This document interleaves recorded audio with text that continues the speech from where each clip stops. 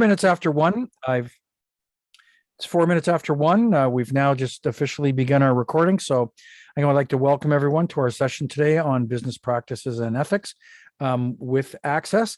Very soon, I'm going to be sharing my screen, and you have some of those slides. Hopefully, I'll stay in the order that the slides are there for you to take notes if you wish to. I want to thank everyone again for registering for their CPC. The Certified Personnel Consultant is the only professional designation in Canada that is represents and is specifically for the staffing services industry, for those people in contract, temporary, and permanent search placement in the industry. A lot of the things that we talk about today don't apply to any particular segment of the industry. It applies to all of them.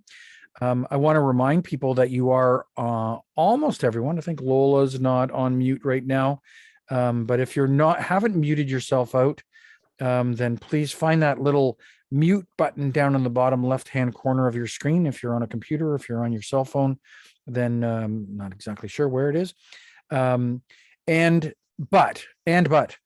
there's a sales technique.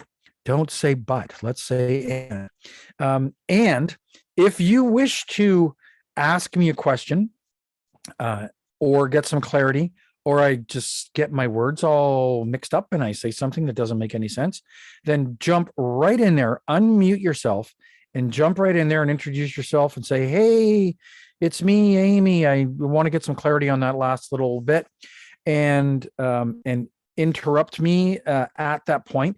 If you do put a question in the little dialogue box that's over on your right hand side, there's a really good chance that I won't see it, and our moderator may not be on the line. She comes and goes back in and out of the session.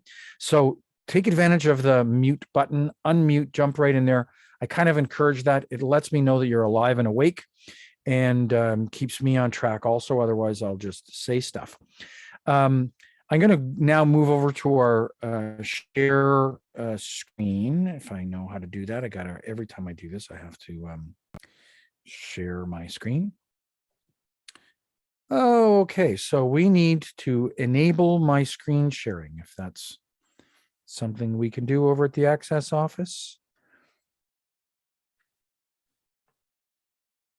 My screen sharing is disabled, so hopefully she's still there. I'm trying to figure out how to give me screen sharing capabilities. Try it one more time. Okay, so I'm going to have to maybe send her a text message to get her attention, because sometimes, as I mentioned, she hands it over to me and then so give me 1 second.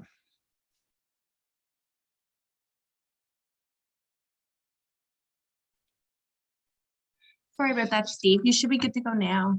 Okay, we'll give it a try.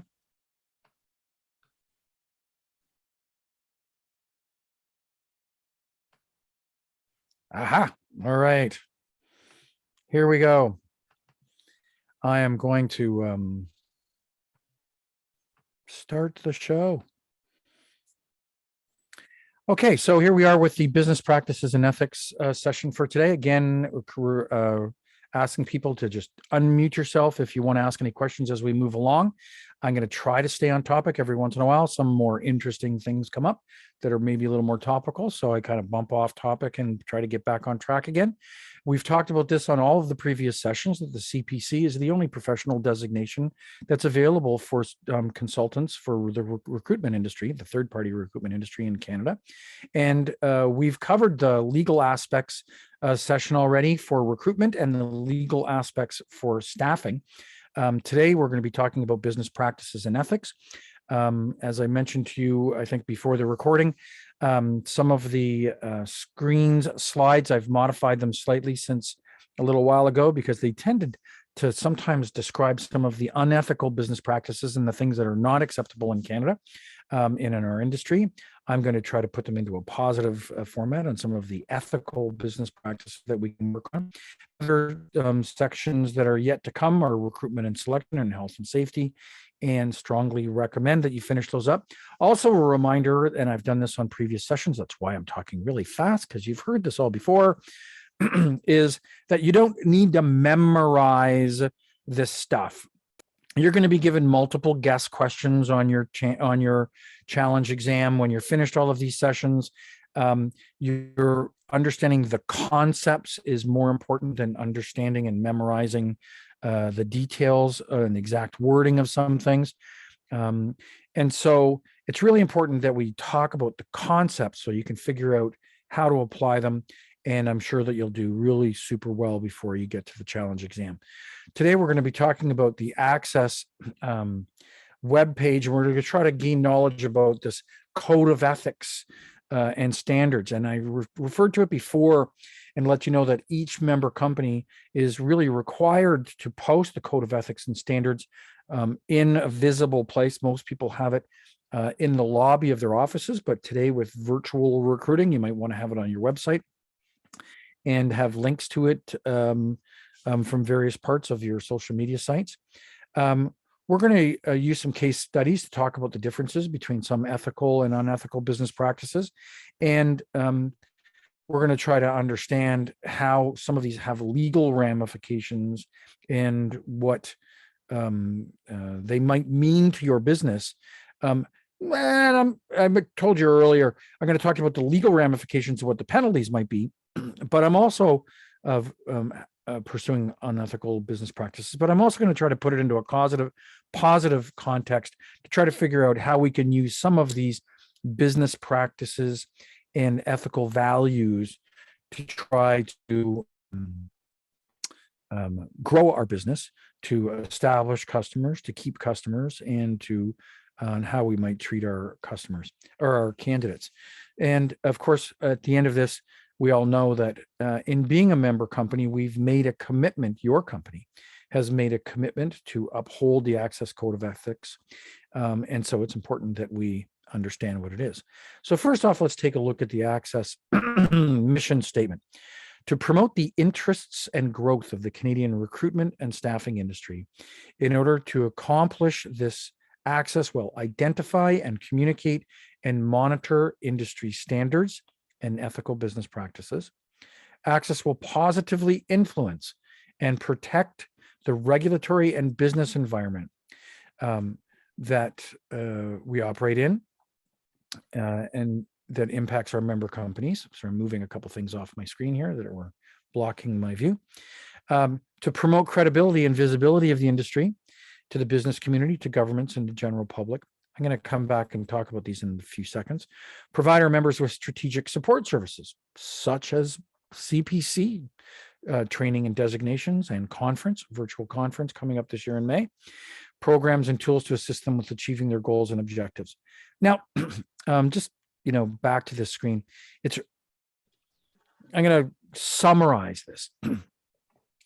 One of the primary objectives of ACSESS is to represent the industry in media and with government, so that when governments attempt to create traditional legislation that might be perfectly understandable and applicable to the traditional employment relationship, one employer, one place of work, one worker, employment contract, the governments often write employment legislation and other related legislation that have that traditional context in mind.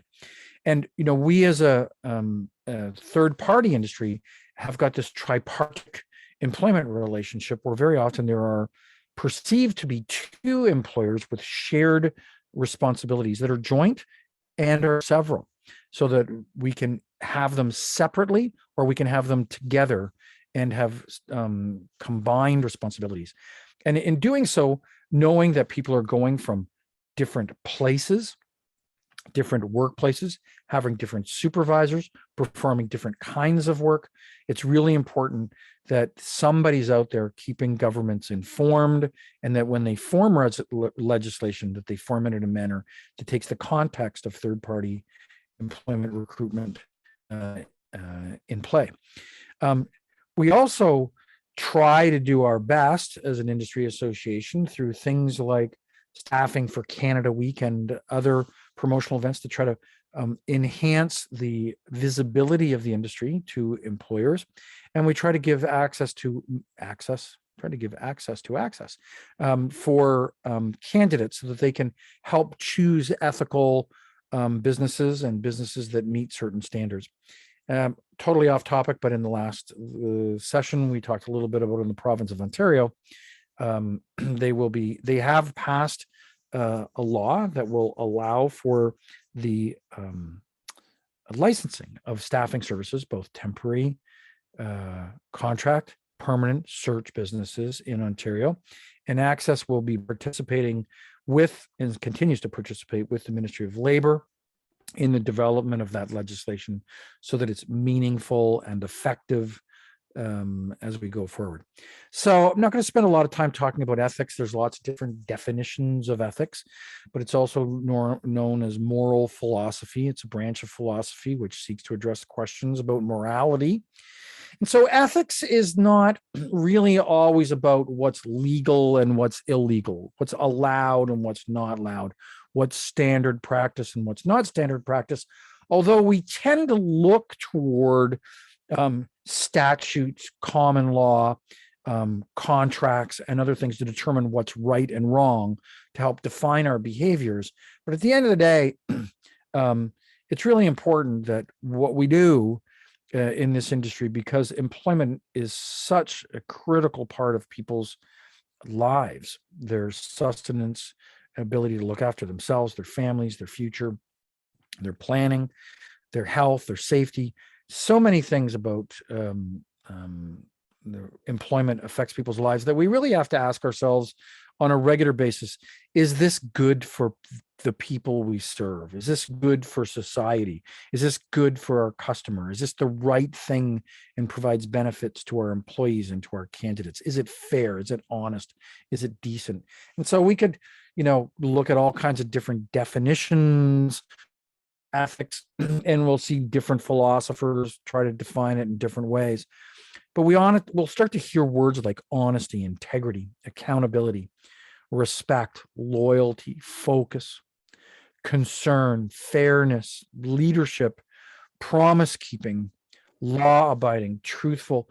These are all words that we're going to hear when we hear people sort of define ethics for us. And so, as we try to build our company's statements of purpose or business philosophies, we should see things like fairness, leadership, industry leadership, accountability, integrity. We should see those kind of words used in our everyday lives around our business and in our statements of purpose.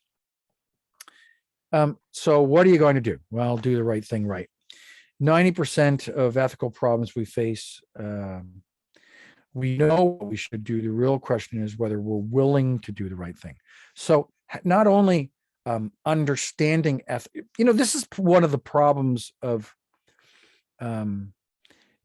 really effective criminals are effective in doing whatever they do and robbing banks or doing bad things because they clearly understand what the right thing is. And so they can start to understand people's vulnerabilities because people expect the right thing. And, when we start to act out of our customers' expectations, the good response is not, well, that's not our policy, or I sent that to you, it was in our contract. Let's hope that our business practices and the things that we write in our contracts and the things that we do every day and the things that we do in our training is all consistent, that have this underlining basics of ethical and moral behavior. So ACSESS goes on to define 11 principles, and we're going to run through between now and probably break, which we're going to set for 2:30. And if I get close to 2:30 or past 2:30 and I'm not paying attention to the time, then somebody jump in there and say, hey, it's time for a break. But we're going to talk about the 11 principles and go through them one by one. So the ACSESS Code of Members, Code of Ethics, as members of the association, it says we serve to commit to uphold this code of ethics and standards and display it prominently in our place of business. We support the principles set forth below, those 11 principles, and acknowledge that compliance with these principles is in the best interest of ACSESS member companies, their candidates, employees, client organizations, and the reputation of the industry as a whole, the employment and staffing services profession in Canada. So I mentioned earlier, everyone is given a code of ethics, a framed code of ethics to hang up in their office. You can get them from the association to reprint, to laminate, to put on your website, to put on your social media site. So I strongly encourage you to do that. So this is a crazy, silly poll. It says who's responsible for ethical behavior, and the answer is everyone. So the recruiter, customer, candidate, employee are responsible. We've got to, if our customer is acting unethically or irresponsibly, we've got an obligation to inform them. If our candidate is acting irresponsibly or unethically, maybe it's because they're unaware of what the appropriate standard is. And so it's our responsibility to inform them. And it's also our responsibility to not condone or assist in some inappropriate, unethical behavior. So principle number one, we will, and this is sort of the guiding principle, we will observe the highest principles of integrity, professionalism, and fair practice in dealing with clients, candidates, employees, and all regulatory authorities. And we will respect the confidentiality of records in accordance with law and good business practice. So a lot of times, I don't think that ethical business practice in the staffing industry is simply related to privacy and information, but a lot of times we'll see that this is sometimes the most controversial, and not controversial because people have a tendency to do bad things, but controversial because people don't understand their obligations to protect private information. So a good example of ethics in recruiting, bad examples of ethics in recruiting. So some good examples of ethics in recruiting are to be honest with your candidate about the job or maybe some of the shortcomings in the job that you're sending them for. So being honest with people about salary expectations, bonuses, companies' reputations, the reasons why a job might be open or available. Good examples of good ethics in recruiting, I think, really starts with honesty and total and complete honesty. Not, I didn't say anything like that, so therefore it's okay, when you knew there maybe was something that should have been disclosed. So, went the wrong way. Some bad ethics in recruiting. So examples of that, well, let's just go with being dishonest. Misleading a candidate about a company's ability to pay a particular salary range, or having a bad reference and knowing some information about a candidate, but not disclosing that to your customer when you're presenting it to them, or presenting a person that you know is not a good fit. That would be sort of bad ethics in recruiting. So here's some examples of some, I mentioned to you, we don't list a bunch of good examples. We do list bad ones. So keep in mind that the exact opposite of these things are good examples. There's a story of a recruiter who created a fake reference and sent the reference to the customer when filling a permanent job order. So this would be unethical. Not declaring an employee and not making legal deductions. So if you're in the temporary services business or in the contract employment business, and you attempt to misclassify an individual as an independent contractor so that you could avoid the payment of, in some provinces, employers' health tax, workers' compensation, Canada pension plan, employment insurance. In my day, it was called unemployment insurance, employment insurance, EI, to maybe avoid some employment standards like vacation pay, public holiday pay. Those are some of the reasons why individuals, and of course, severance. I mean, people always think, oh, I don't have to pay any money to someone if they're not an employee, if early. Well, that may not be the case. That could be a breach of contract also. So people, so not declaring a person as an employee when they are in fact an employee, and therefore trying to avoid some of those deductions. The recruiter finds out their client is hiring for a recruiter in-house and submits their resume for the role. I don't know. Is that unethical? I suppose it is. I suppose you have an obligation to your employer to represent the employer, using your employer's, the salary that pays your employer for you to go out and find a new job would be perceived to be unethical. I got to imagine that your employer would be quite unhappy.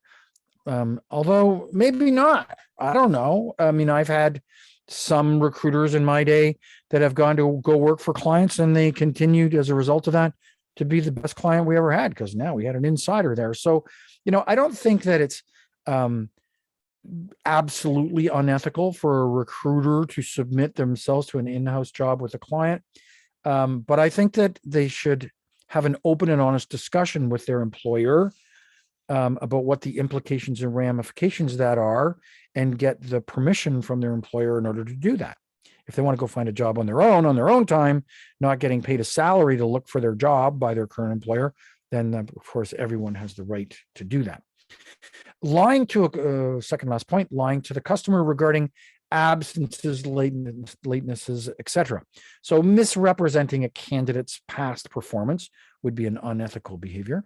So of course, the corollary to that is to represent them honestly. Of course, if you knew that a candidate had a bad history of absenteeism and tardiness, you probably shouldn't be presenting that candidate anyways as a good candidate for a customer. Contacting candidate's former employer for reference without permission or knowledge. Hey guys, this wasn't a bad one.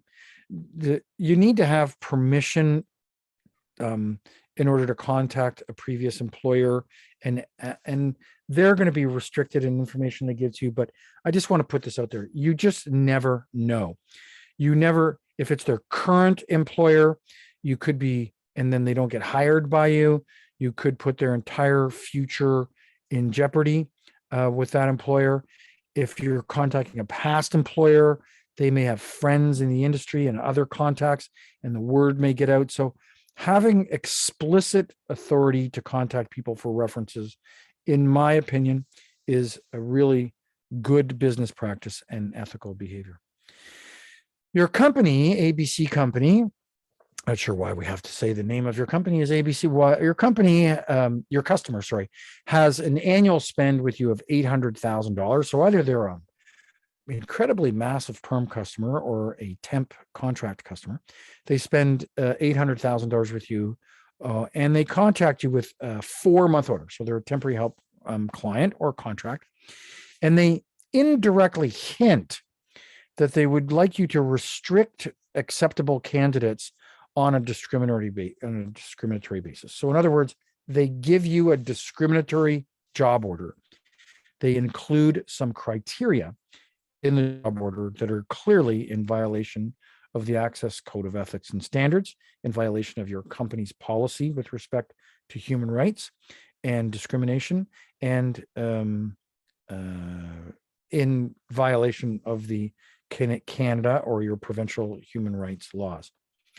So, the questions are like, how do we handle this?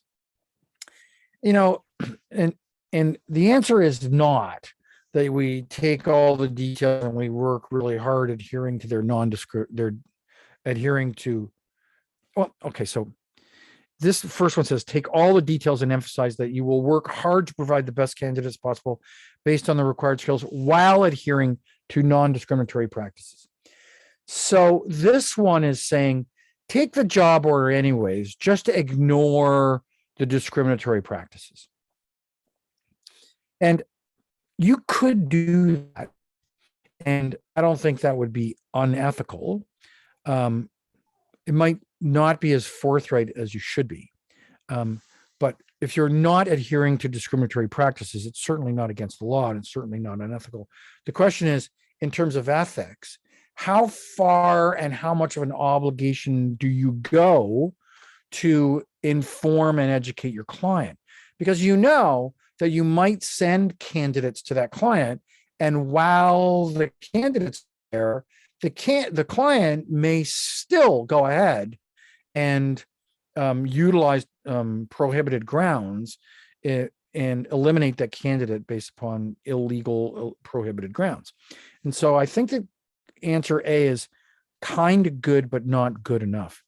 Ensure you get the detailed, B is ensure you get a detailed request in writing so that you can direct blame on them if you're caught. Well, of course, that's not right.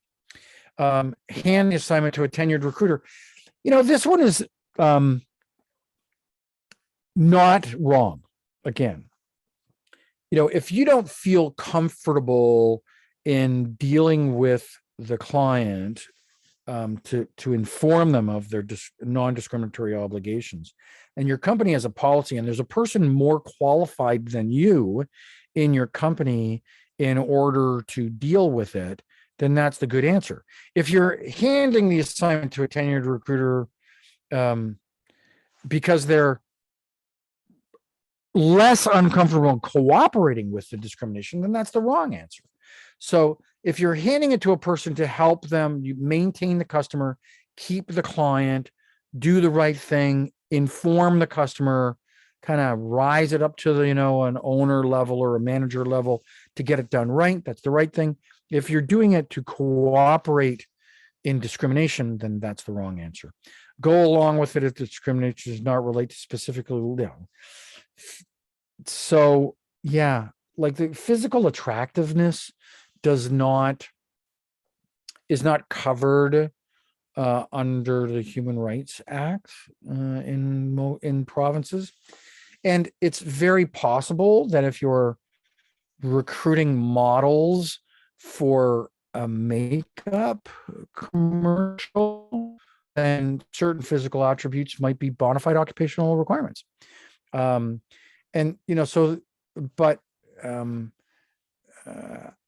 Me personally, from an ethical standpoint, I differentiate between ethics and legal requirements. And so if people start saying they have to be good looking, then I tend to want to talk to the customer and make sure that we redefine the job description and that they're going to adhere to appropriate recruitment practices. So that, of course, the last one's probably the right answer. Inform the client that they will be obliged to use their company's specific criteria after you've given them a short list of candidates. So in other words, they got to go to the policy and practices and the job descriptions that have been written by their human resources department and not by the whims of the department head.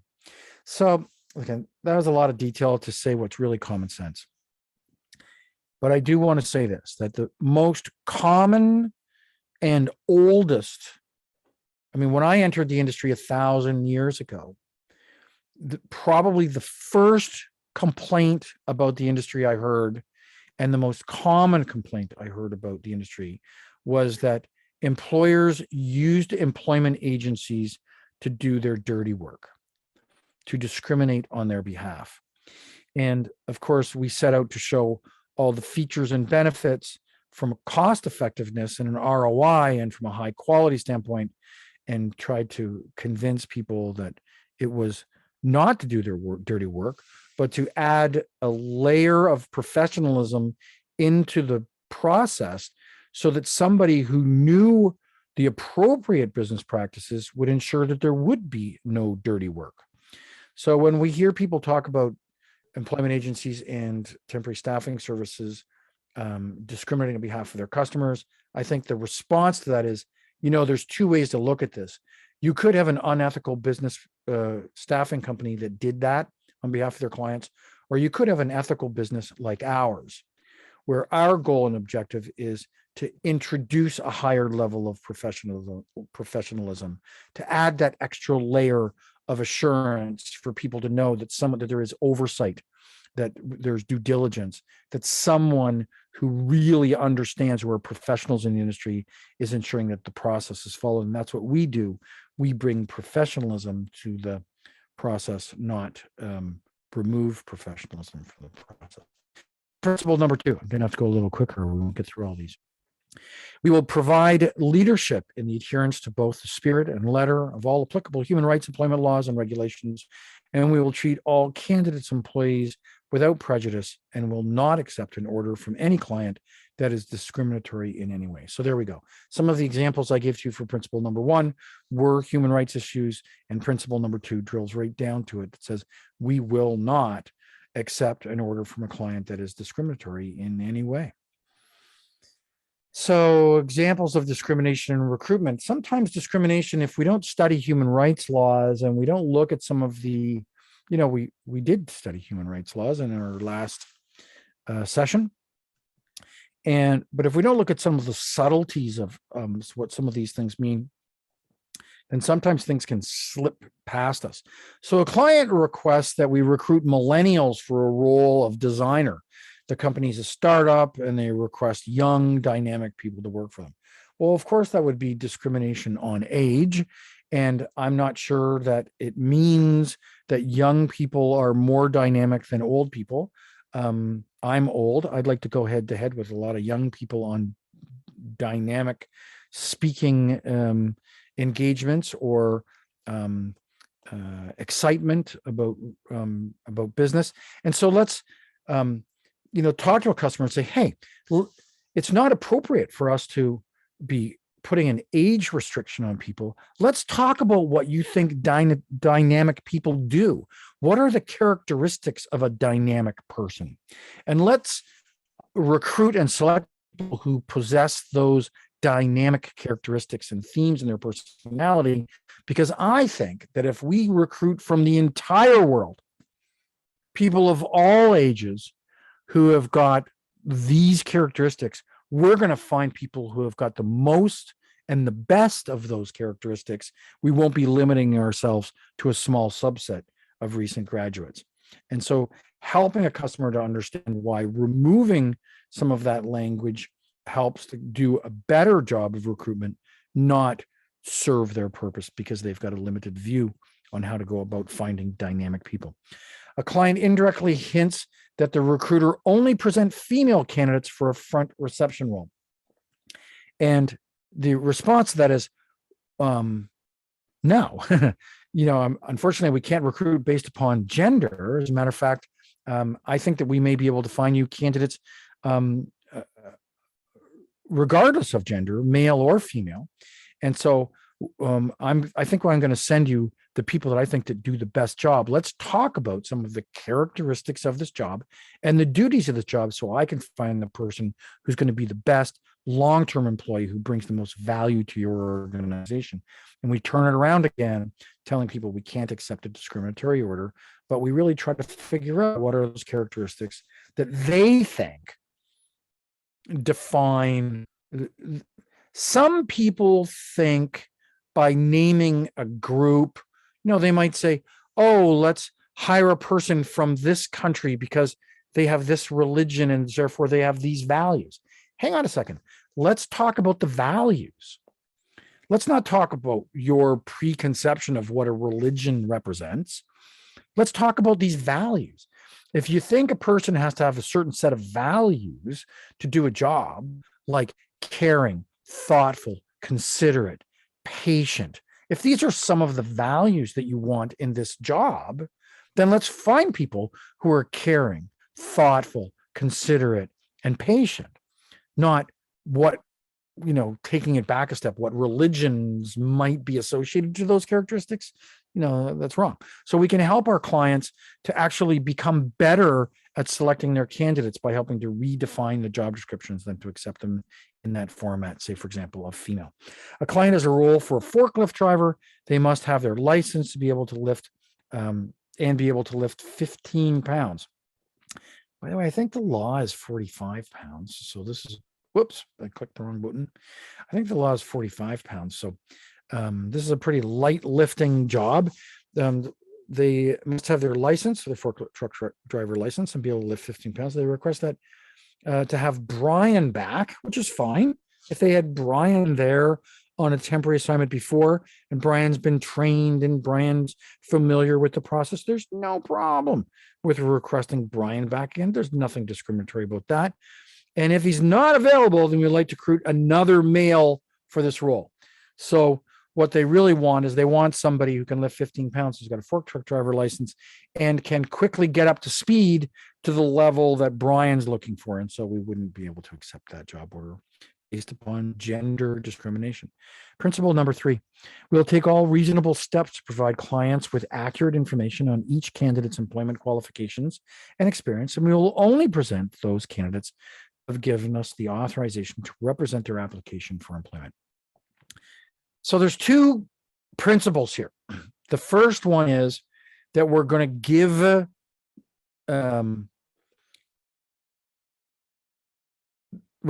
accurate and honest information about the candidates we present. And the second principle is we're going to have the authority specifically from the client, from the candidate, to present the candidate to that customer.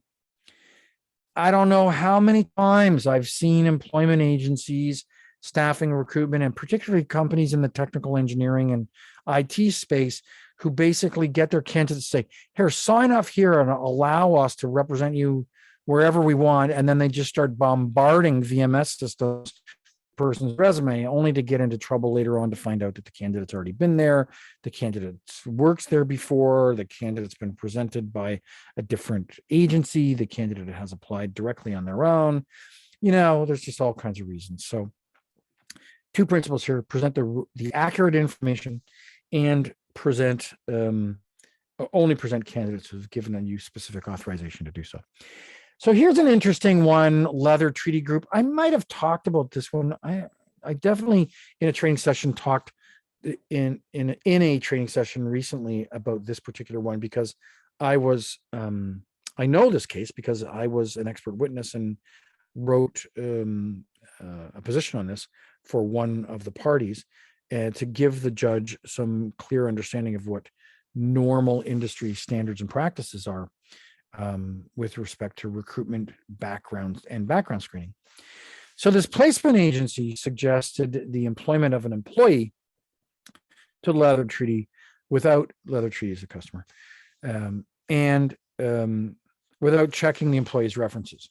The company hired the employee and she worked for the company for 2 years before resigning. After the employee resigned, the company became aware of the fact that the employee had been defrauding it all along the way, and the company sued the employee and obtained a civil judgment against her. Additionally, the company sued the agency for negligence on the basis that the agency did not conduct a reference check or background check of the employee.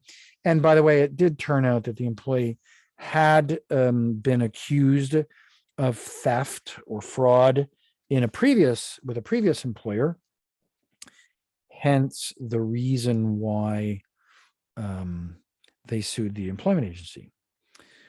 So, okay, before I go on to the next screen, I'm going to tell you a little bit about the details of this case, and it's really kind of interesting. So Leather Treaty hired a consultant who was like a business management consultant with some sort of alleged expertise in human resources. And I think maybe the consultant went out and found an employment agency. It's public. It was Drake. It's public for the public matter. If you looked up Leather Treaty versus, you'd see it was Drake personnel. And they selected Drake, but the consultant somewhere along the way implied that he would do the reference checks.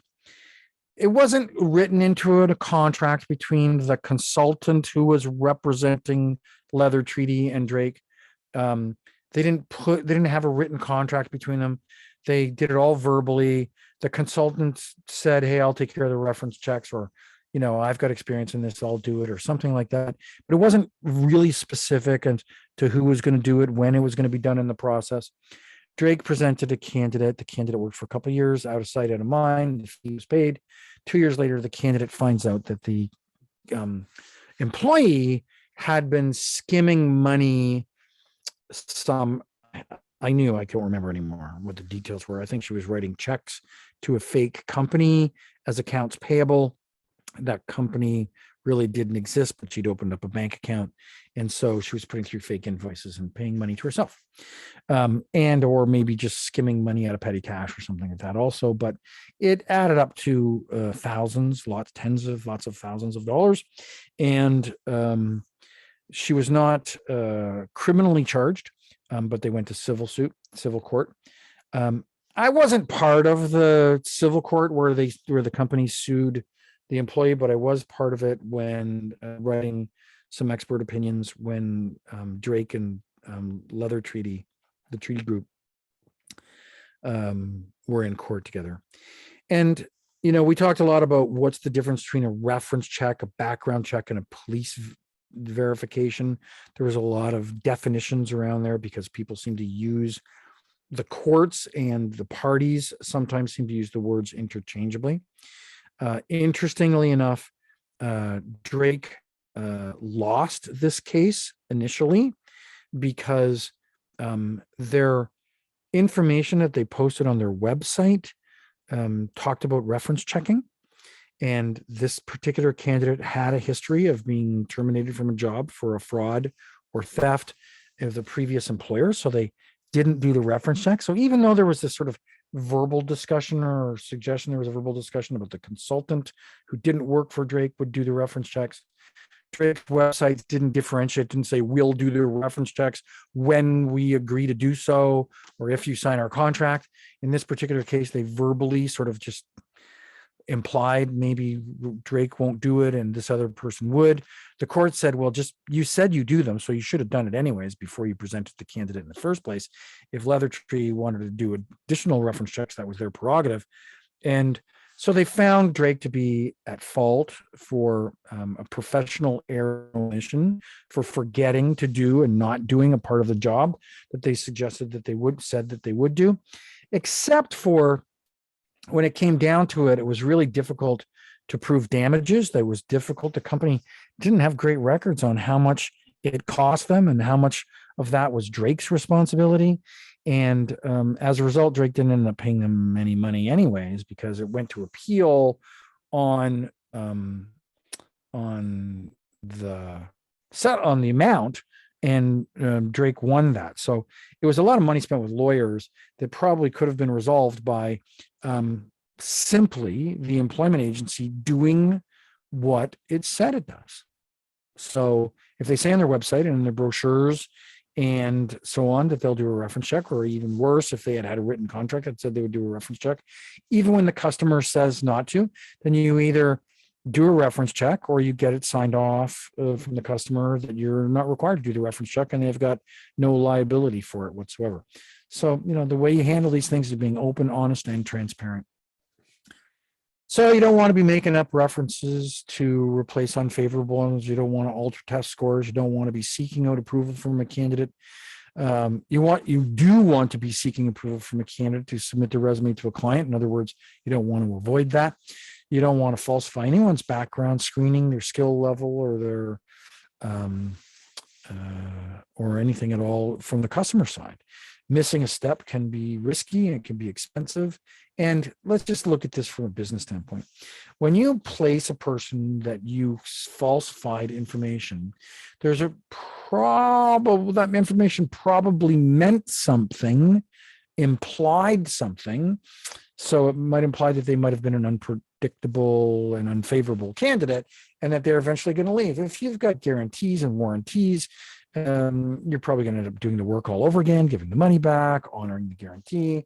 If your consultant who did the placement no longer works for you anymore, then you've got other problems. What happens when we have to give the money back or do the replacement?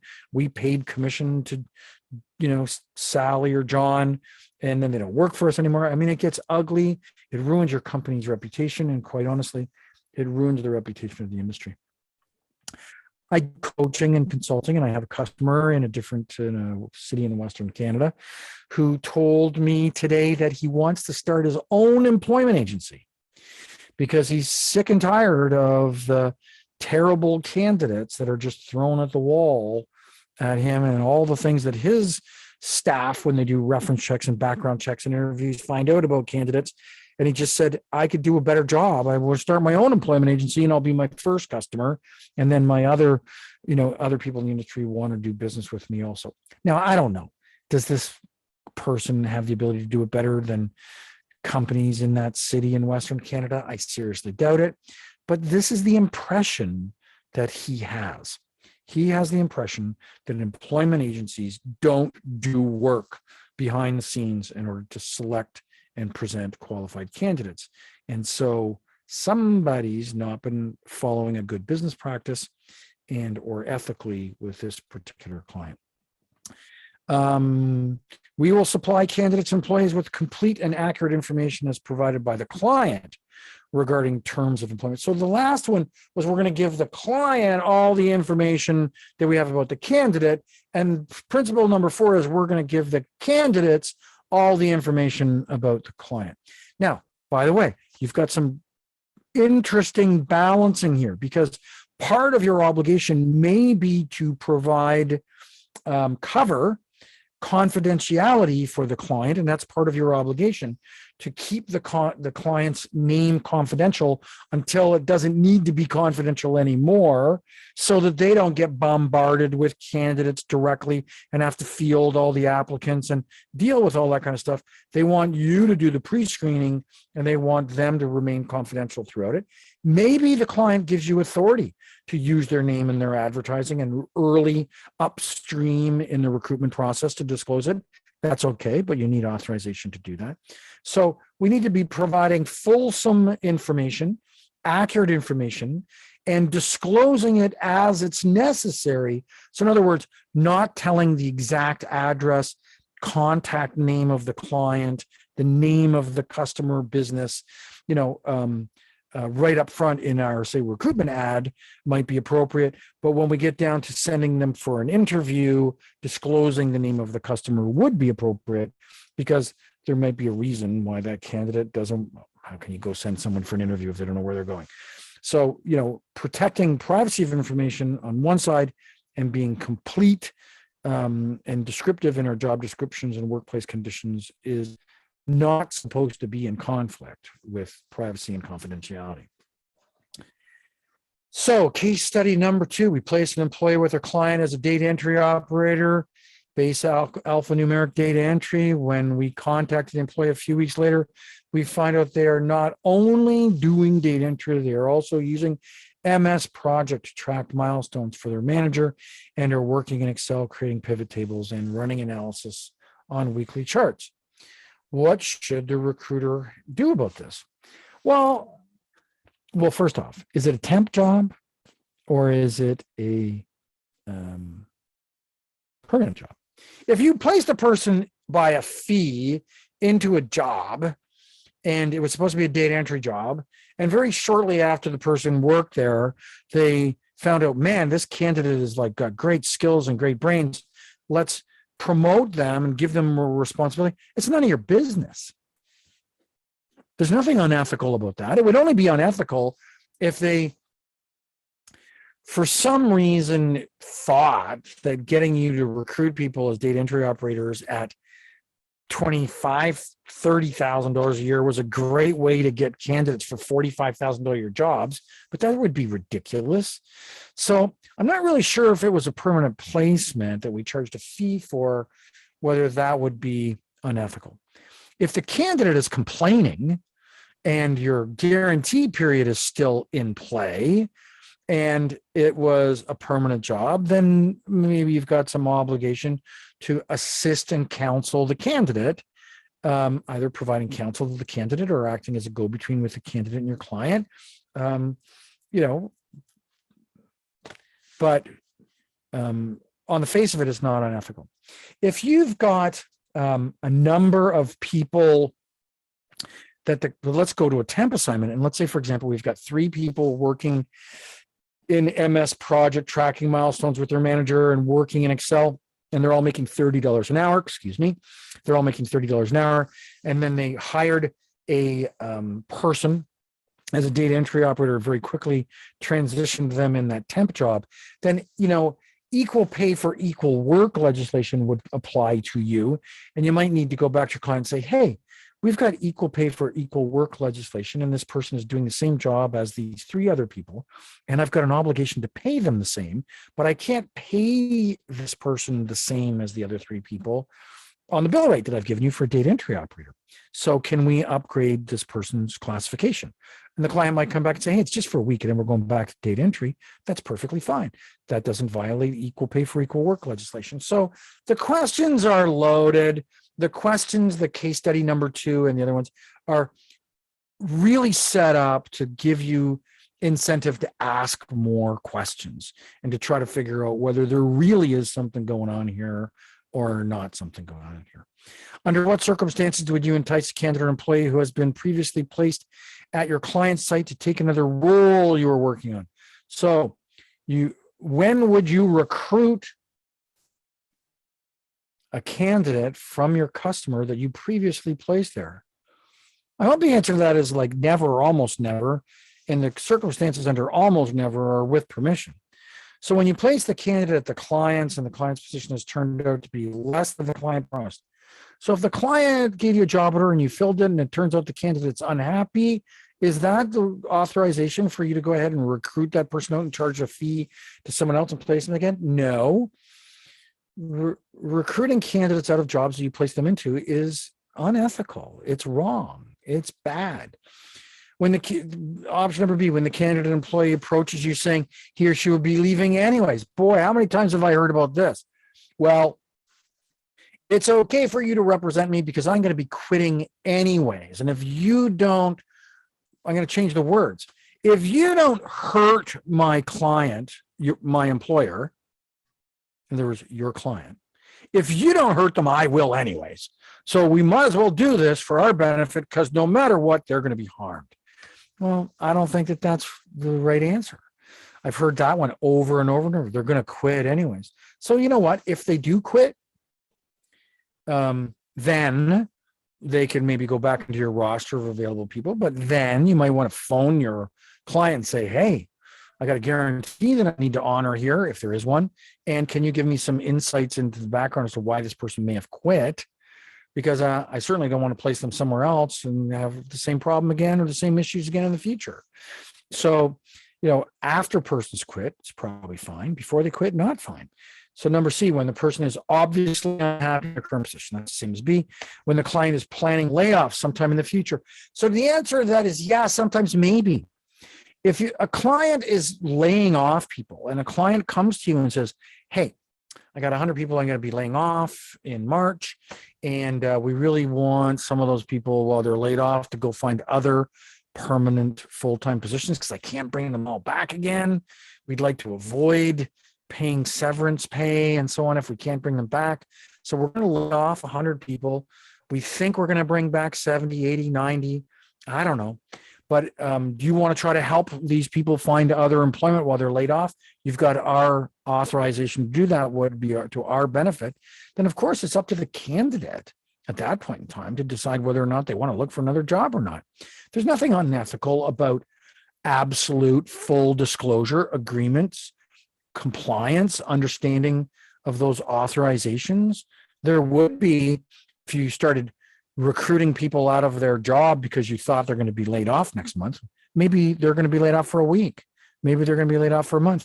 Maybe the person would have been entitled to be laid off for 13 weeks and then get a huge 5-8 week severance pay, 16-week severance pay. But you recruited them and found another job and they didn't get all that. I don't know. It's none of your business. So D is kind of like maybe sort of kind of if you have really unique circumstances. Under no circumstances is it acceptable is probably the right answer. Principle number 5, we will not recruit, encourage, or entice a candidate whom we have previously placed to leave the employ of our client, nor will we encourage or coerce an individual to leave any temporary assignment before the stated completion date. So, this one was written vaguely, kind of intentionally, because it's also supposed to mean that you won't recruit temps out of your client's temp pool.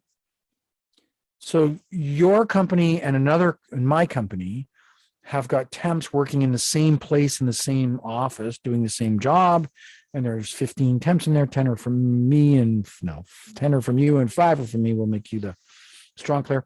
10 are from you, 5 are from me, 15 people working there in temp assignments, all doing similar jobs. But I find out the names of all of your temps because my super temp in there makes friends with everybody and provides me with your names and email addresses. And then I recruit your employees out of that customer, place them surreptitiously in a clandestine fashion, scoop them out of there, get the job order to replace them with our joint client. So now I'm up 2, you're down 1, and the client is not happy with you unfairly because it's unfair because I use the information that I gained from the client relationship to get access to some information about your employees. And I used it in a manner to cause harm to you and temporarily cause harm to my client, to our client. This is bad. So the wording of this was not just that you won't take people out of your own clients out of the mediocre job order to place them into a better job order. It was also intended to mean that you won't recruit your competitors out of the same place. I don't know, if you're just recruiting and people are working someplace and you're not the supplier of that place and you're not, recruiting is recruiting, but you've got people working in the same locations under the same umbrella, and you start using your relationship with the client and or your employees to find out the names of information and recruit the other temps out of there to go work for another bank or another insurance company or another whatever company. This would be bad. So we don't want to be recruiting people we previously placed, nor do we want to be placing people who are on assignment placed in with our customers. By the way, this is probably within the industry. This is the complaint that we probably hear the most, that people are using unethical recruitment practices to try to steal away the employees from other companies. So how do we play nicely in the sandbox? Discussion, what to do. The recruiter needs to fill a job order ASAP and the margin is higher. The recruiter wants to pull an employee from a national account where the profit margins are very low and place them into our higher margin account. So I think I just went over that. Margin is not a good reason to cause harm to a client and break your promise to them. The employee tells you they have another opportunity and they want to leave this assignment. So what? The employee tells you they have another opportunity, they want to leave the assignment. So you've got an obligation to replace them, find a better person, find another person, inform the client.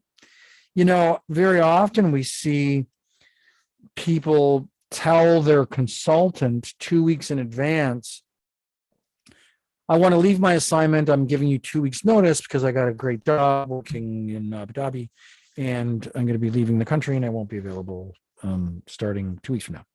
And so the recruiter keeps that information confidential and hides it from the client while they go about attempting to find a replacement so that they can come into the client and say, hey, Mr. Client, bad news, good news. The bad news is that, Jane is leaving her assignment in 2 weeks from now. She's got a great opportunity to travel overseas and fulfill her career goals and objectives, but no problem. I've got a great person who can start and they can start, for training 2 days before she leaves or something. So the answer is, you've been told by your person with 2 weeks notice that they're going to leave, what obligation to have to tell the client. And the obligation is probably a lot. If you want to buy yourself a day, but as soon as you start putting the client at risk and harm, that you may not fill that job order, or they may have other things in play, other issues at play. And by you not disclosing that information, you cause harm to them because they hired somebody or didn't hire somebody or passed up on a decision because you withheld important information about that, then that's unethical. And so it's not only what you know, it's when you know. And so that's it's a good question. I got to tell you that in our home care business, time matters, and it might be hours. Like, for example, someone might tell us, hey, I can't go to work tomorrow, or I can't go to work on Monday. I've got COVID symptoms.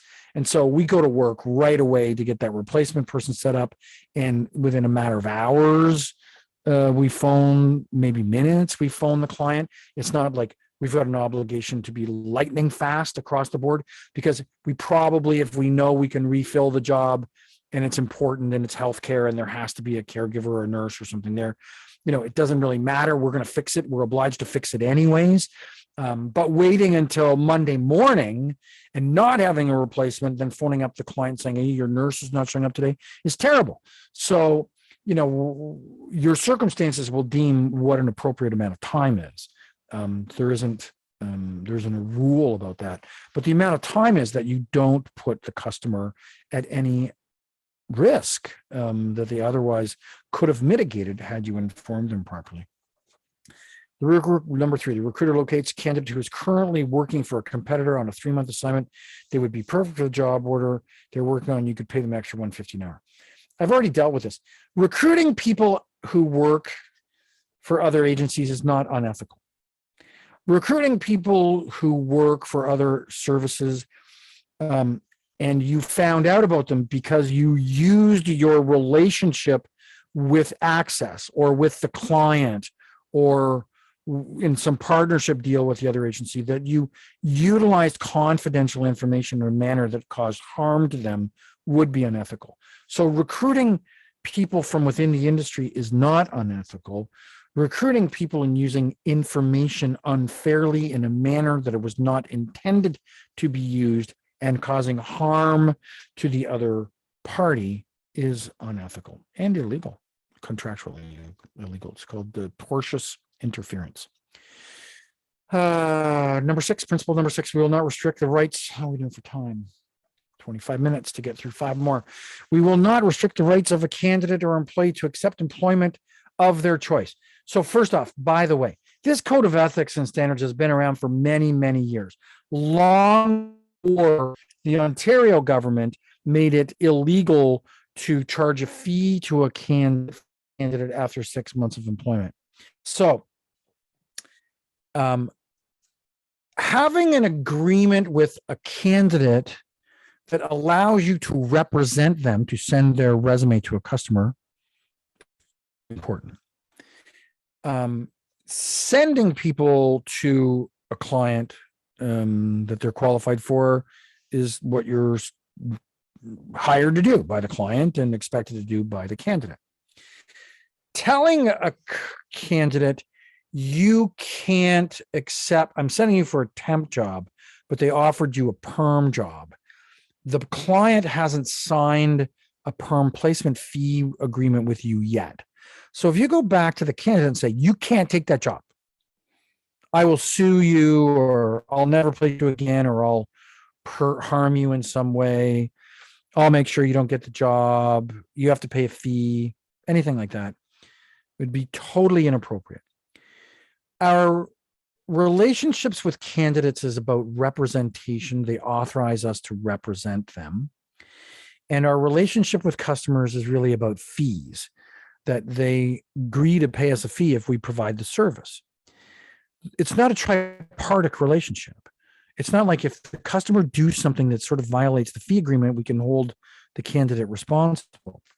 So much so that the Ontario government found this to be a common complaint and turned around and said, if we're going to place a person on a temporary assignment for 6 months, then you should have made your margin and your money by the time 6 months is up.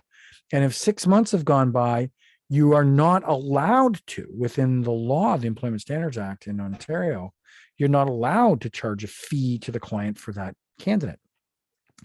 Furthermore, the law in Ontario goes on to state that it's 6 months from the first date that you introduced them to the client, not 6 months of fees of hourly transactions. So you know that your agreements might say, hey, at the end of 1,000 hours, you can hire our candidates without any additional fee. And you may have transition agreements that say, hey, at the end of 1,000, I just pick 1,000 hours, by the way, it's your business. But, 1,000 hours, you can hire a person with no additional fee. But if you hire them at 500 hours, you owe us 50% of the fee because you've used 50% of the hours. There's all kinds of agreements out there for temp to perm, try to buy,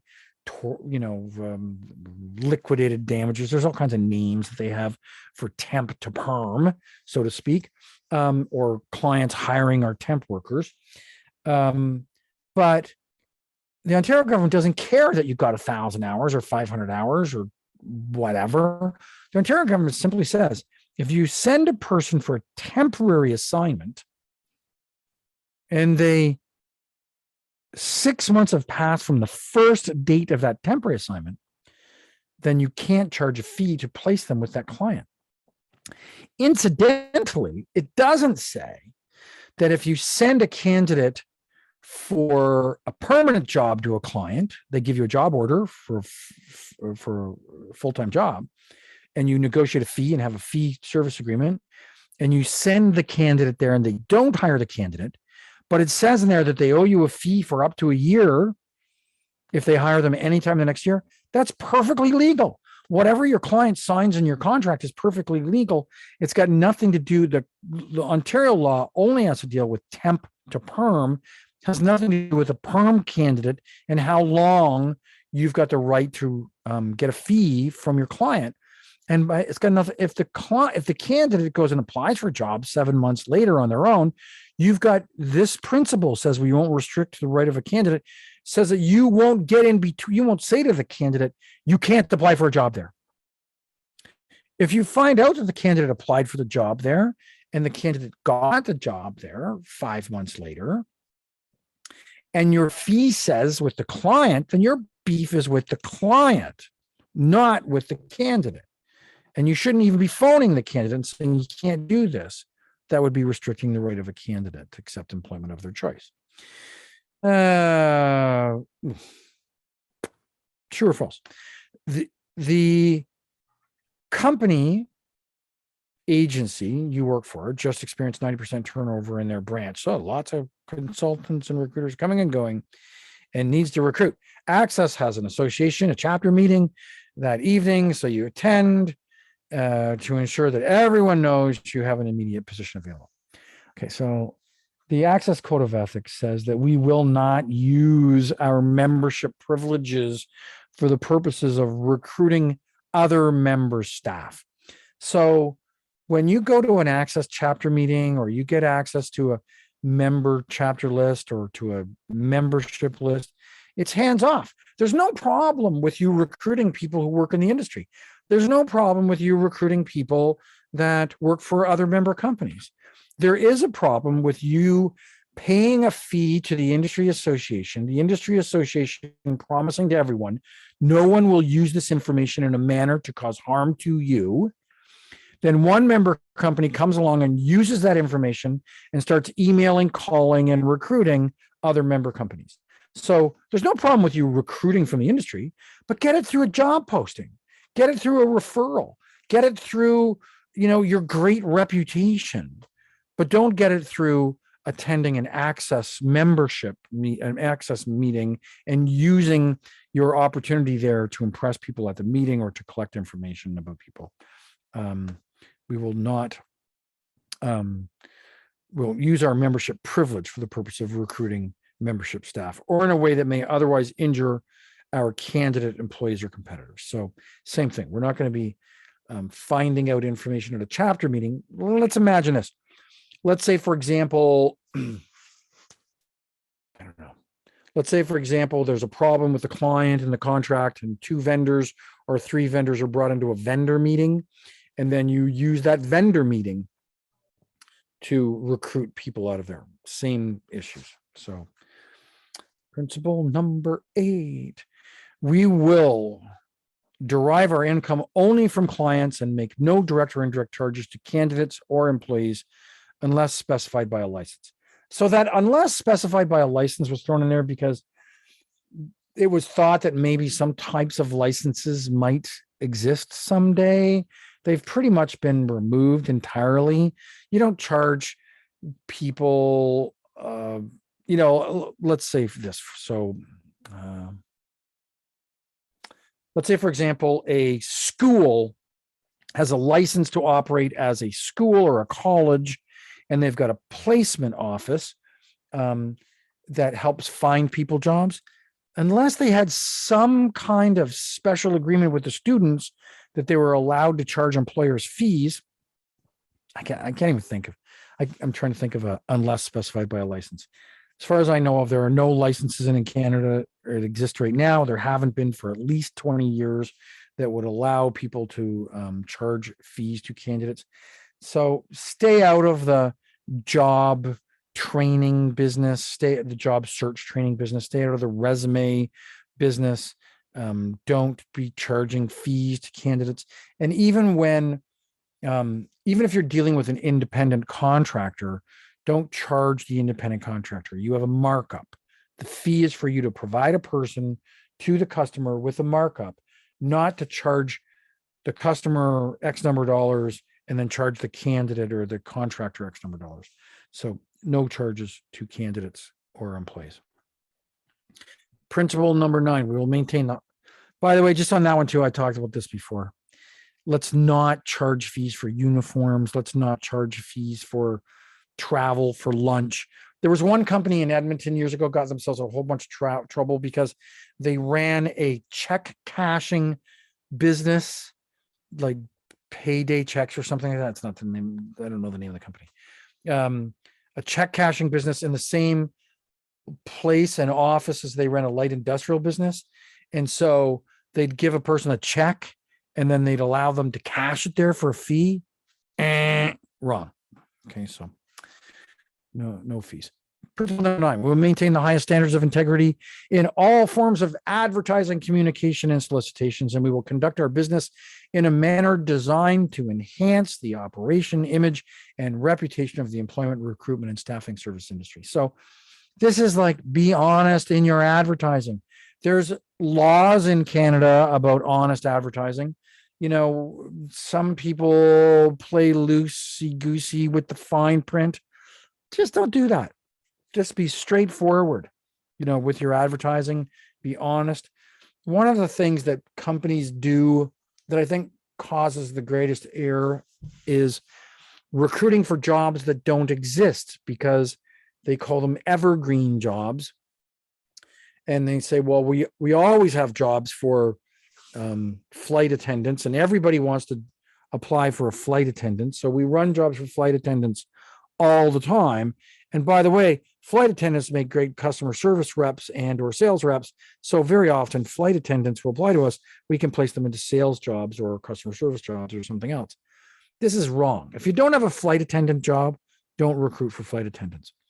If you have evergreen jobs, so if your company is constantly recruiting for oil and gas pipe fitters, then say, your ad can say, our company is constantly recruiting for oil and gas fitters. We work with over a dozen companies in the oil and gas industry in central and northern Alberta, and register with us. That's okay. That's straightforward. You're allowed to do that. You're just not allowed to say, I have a pipe fitter job. This is what it looks like, when you don't have the job order. So honesty and integrity in advertising is important. I'm not going to spend any time on this. This, in my opinion, is good business practices. It's an example of real ads that have got spelling mistakes and grammatical errors. And, they're just basically saying, so here's, this has got all kinds of errors in it also. So, and they're asking you to check your proofreading skills. You check your proofreading skills. But the important thing is that grammar and spelling from a business practice standpoint reflect upon your company's reputation. I can tell you, when I go to a conference and I'm picking up brochures of vendors at the vendor booths, I go back to my hotel room and I sort them every night. Here's my 20 vendors with this one's payroll vendor, this one's software applicant tracking vendors. I read their stuff right away. If they are riddled with gobbledygook jargon, or if they are riddled with spelling mistakes, and I throw them out, because to me, and I don't deal with those companies, to me, it's an indication that, imagine a company that can't write a brochure, but they're writing millions of lines of code. How many mistakes there's probably going to be. So companies that have got written integrity tend to have it throughout their organization. We talked a little bit about social media in our last session, and I said to you, the best thing for you to do is to have a social media policy. So let's just kind of read through this and then we'll take a break. When do you use social media at work? Well, if you're in the recruitment business, I hope that you use most forms of social media every day, all day. I hope that you have got a company Facebook page and you post jobs there and take applications through it. I hope that every single one of your employees has a LinkedIn account and your company has a LinkedIn account, and that your company and people designating your company are the managers of groups, LinkedIn groups, that they've got people to join and engage in conversations in. I hope that you've got a Facebook page and a Twitter page and Twitter pages. You might have a Twitter page for IT and for call center, for medical and for office and for sales. You know, you might have a different Twitter account for every different genre or different geographical area. You know, I hope that you've figured out ways to integrate social media into your business processes and you make them work, and that you give people authorizations to operate those social media. And I hope that if you see somebody on Facebook in the middle of the business day, you don't fire them because they're on Facebook, because, you know, getting better at using Facebook, even if they're doing their own personal posts, and if they're leveraging job posts and personal posts together, but it makes them better, more followers, more people on social media. But are you doing it ethically? Are you doing it honestly? Are you scouring through if you figured out how to break into people's social media accounts to look at their photographs? Are you trying to figure out things about their culture and their ethnicity and their religion and their place of origin or their age? This is all inappropriate. And so using Facebook as a way to promote, using social media as a way to promote your business and to promote your job openings is a wonderful thing. I mean, get good at it.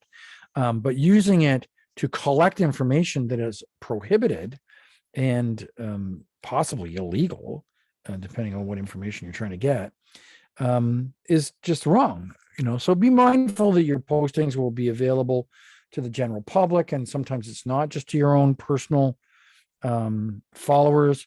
Remember, once you posted something, it lives forever. So even though you take it down, there are services out there that will tell you say what was on their website on such and such date. You can get that information. They just keep on archiving everything that's found on the internet. Be respectful, be truthful, honor the rights of people, express your opinions. For example, the views expressed on this website, weblog, is that a word? Are mine alone, do not necessarily reflect the views of my employer. You should do that. But even better, don't express any opinions that are going to get you in trouble with your employer and your business and your customers and your candidates. Do not disclose confidential information, proprietary information, or commercial sensitive information through social media. Okay, my advice, the same as before: have a social media policy. Tell people that if they're going to be using computers at work to go on social media, that your company has the right to monitor their activities. Tell people that they're not allowed to write anything about certain topics and in a certain way. Tell people that they maybe need to use their company email account for email, for business stuff, and that their personal social media account should not be accessed ever at work. You know, have a policy. I'm not going to tell you what your policy should say, but have a policy. And you're going to find out that your policy works or it doesn't work. You're going to find out there are improvements to your policy, but have a policy. In the absence of a policy, anything and anything can happen with respect to social media.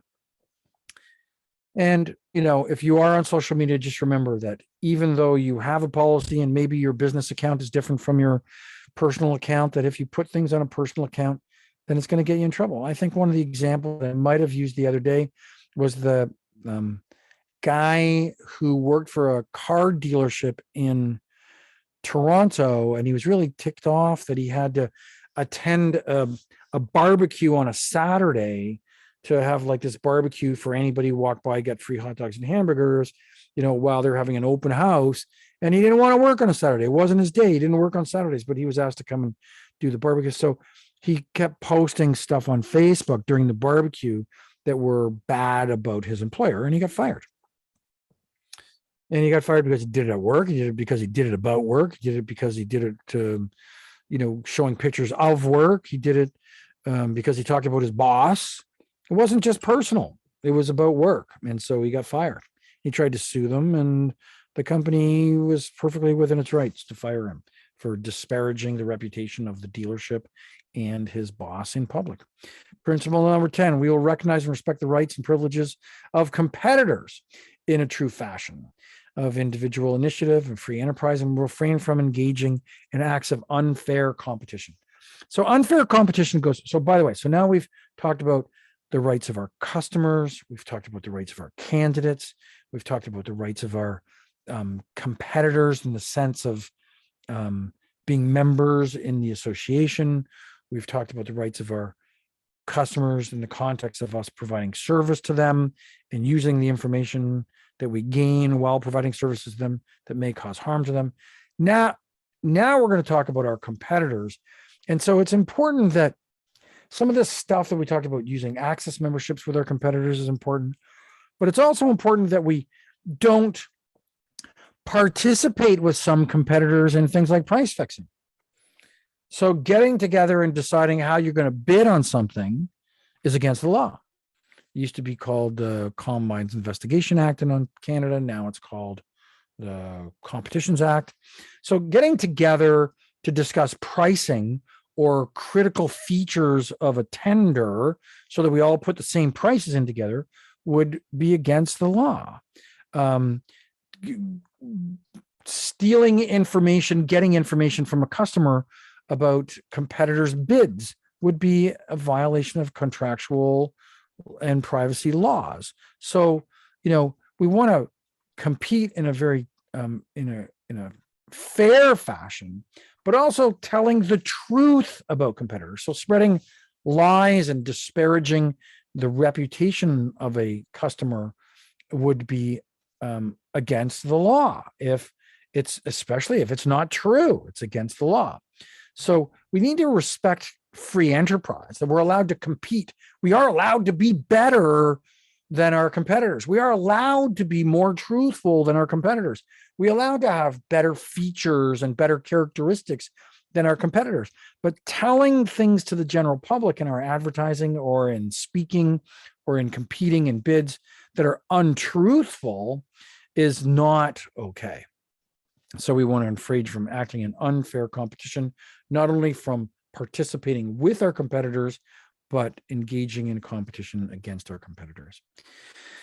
Oh, what does this one say? In our poll, you have a walk-in candidate and you spend a few minutes with them to understand the type of work that they do.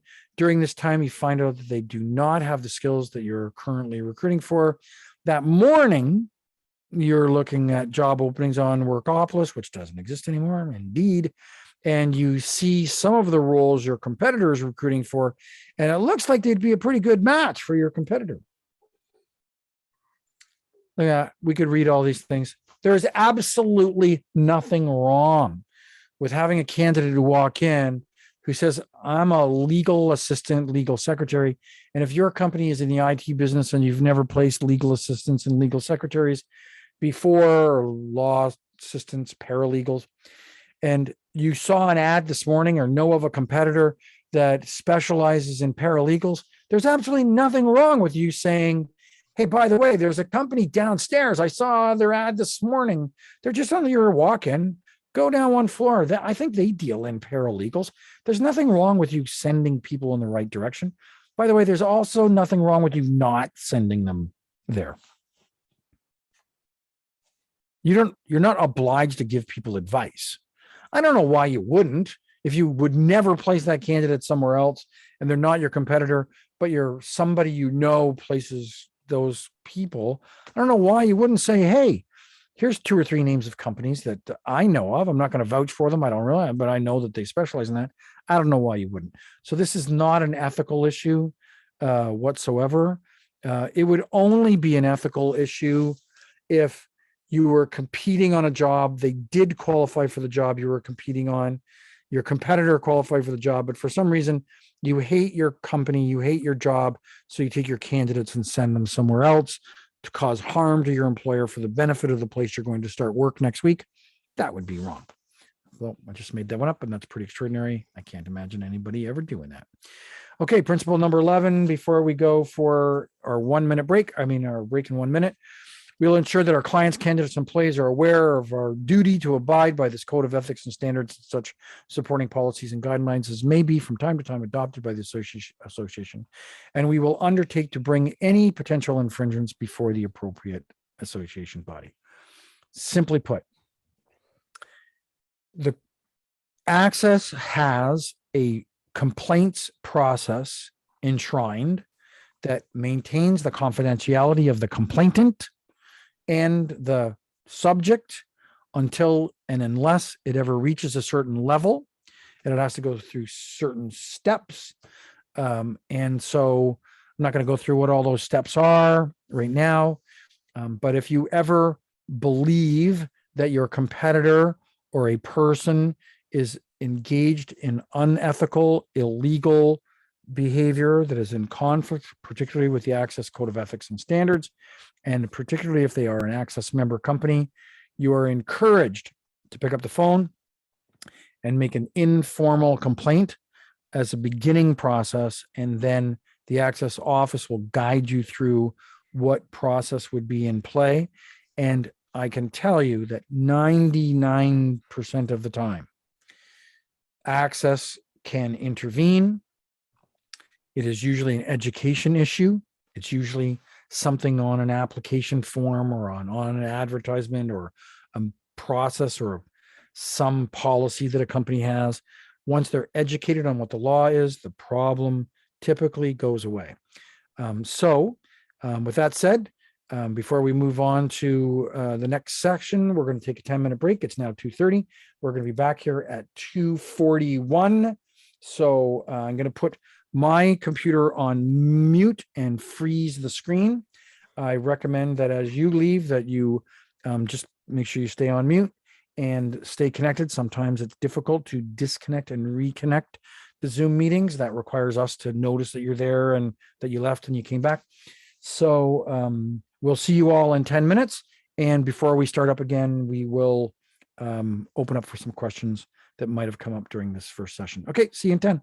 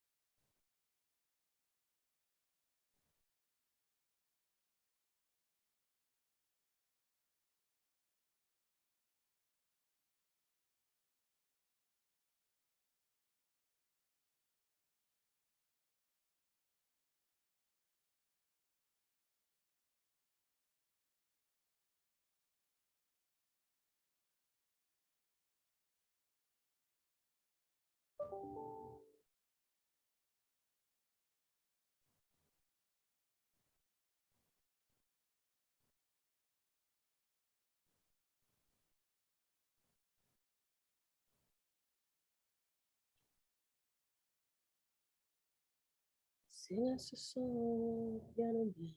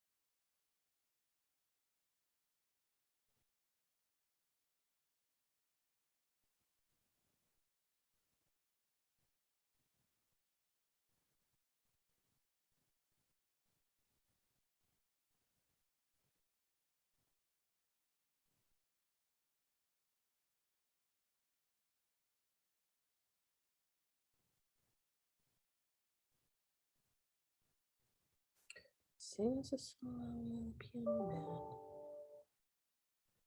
Oh, Jesus.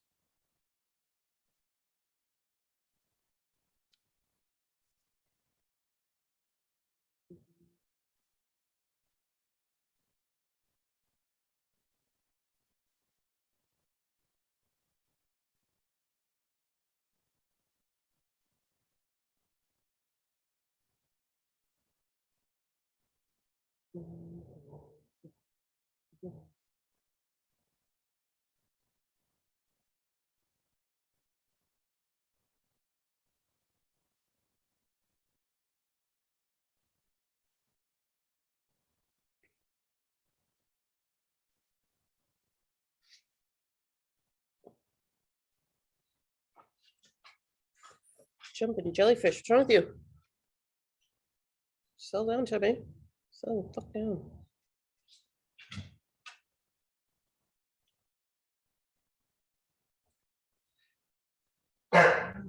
No.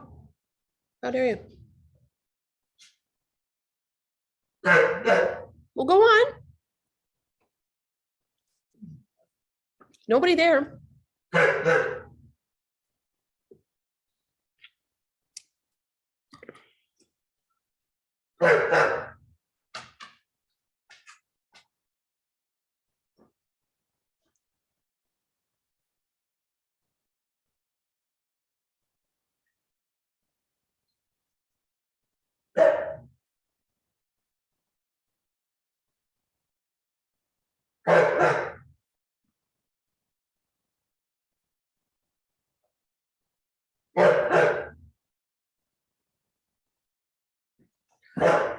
Who are you barking at now?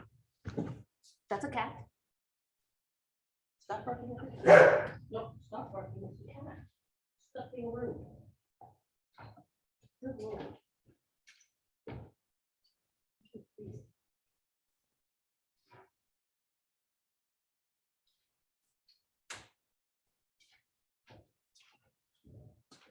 After pizza cookie.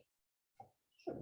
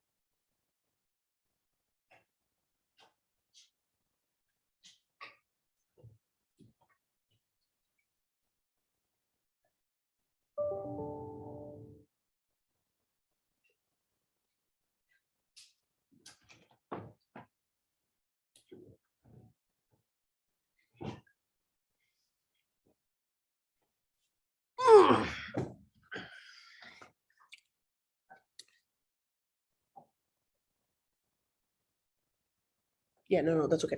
No, that's okay.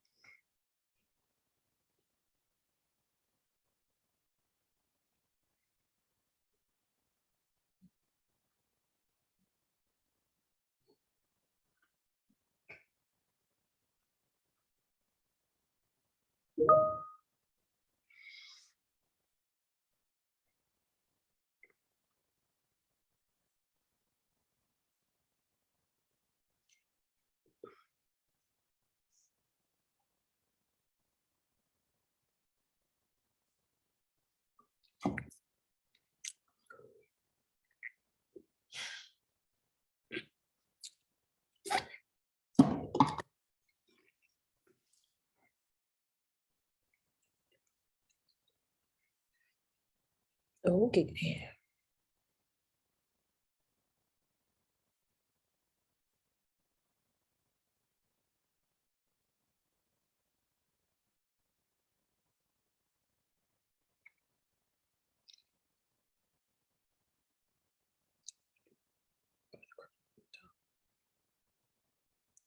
Some people really need it. I just need grabs, bad crap. Mm, mm, mm. Mm, mm, mm, mm.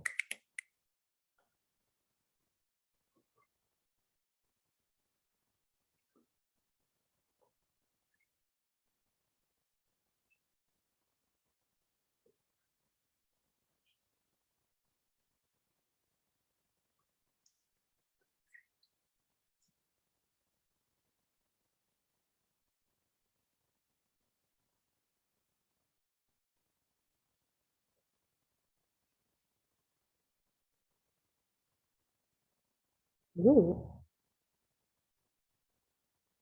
save the rest. Huh? Bronze, silver and gold. Right.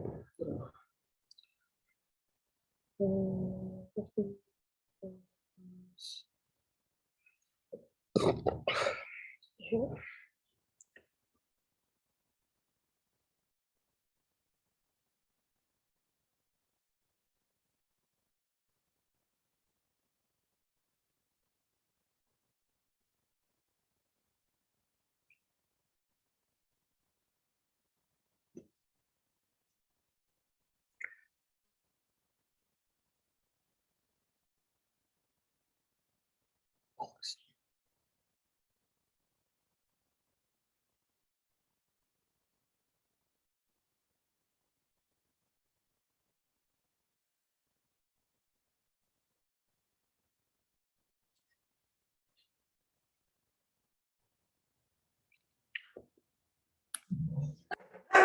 No, thank you.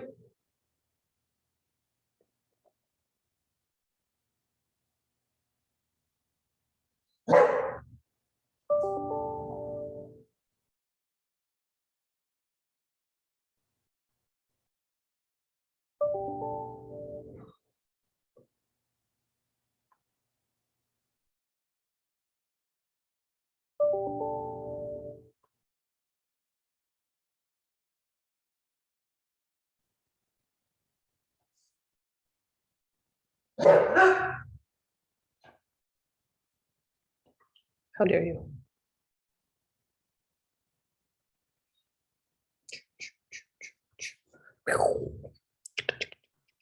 All right, I am back, and let's see if I can do something here. Okay, I'm back, and I think I took a bunch of phone calls, didn't get away from my desk. It's 2:43, and we're on to the next session. Hopefully everybody can hear me okay. I think I'm off of mute, and I'm back on to video. So first off, I think what I talked about earlier in the first half of this thing's pretty straightforward. I don't know if there's any questions, but I see Melissa, you're not on mute. Did you want to ask a question? No? Okay. And somebody had their dog on during the break, which was great to hear the dog on during the break. My dog started barking when your dog started barking, so it was all fun.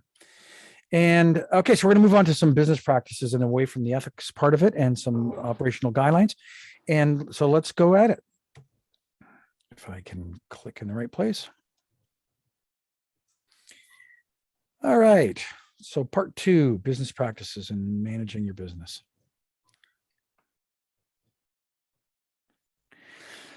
So ACSESS has a set of operating guidelines that can be downloaded from the ACSESS site, and you need to have an ACSESS security code and membership in order to get on. Of course, if you don't have one, I've said to you before, contact Jennifer. She'll help you set up a user account, and you can download some of the guidelines. One of the guidelines there is a workforce transfer guideline. The other is a providing services during labor disputes.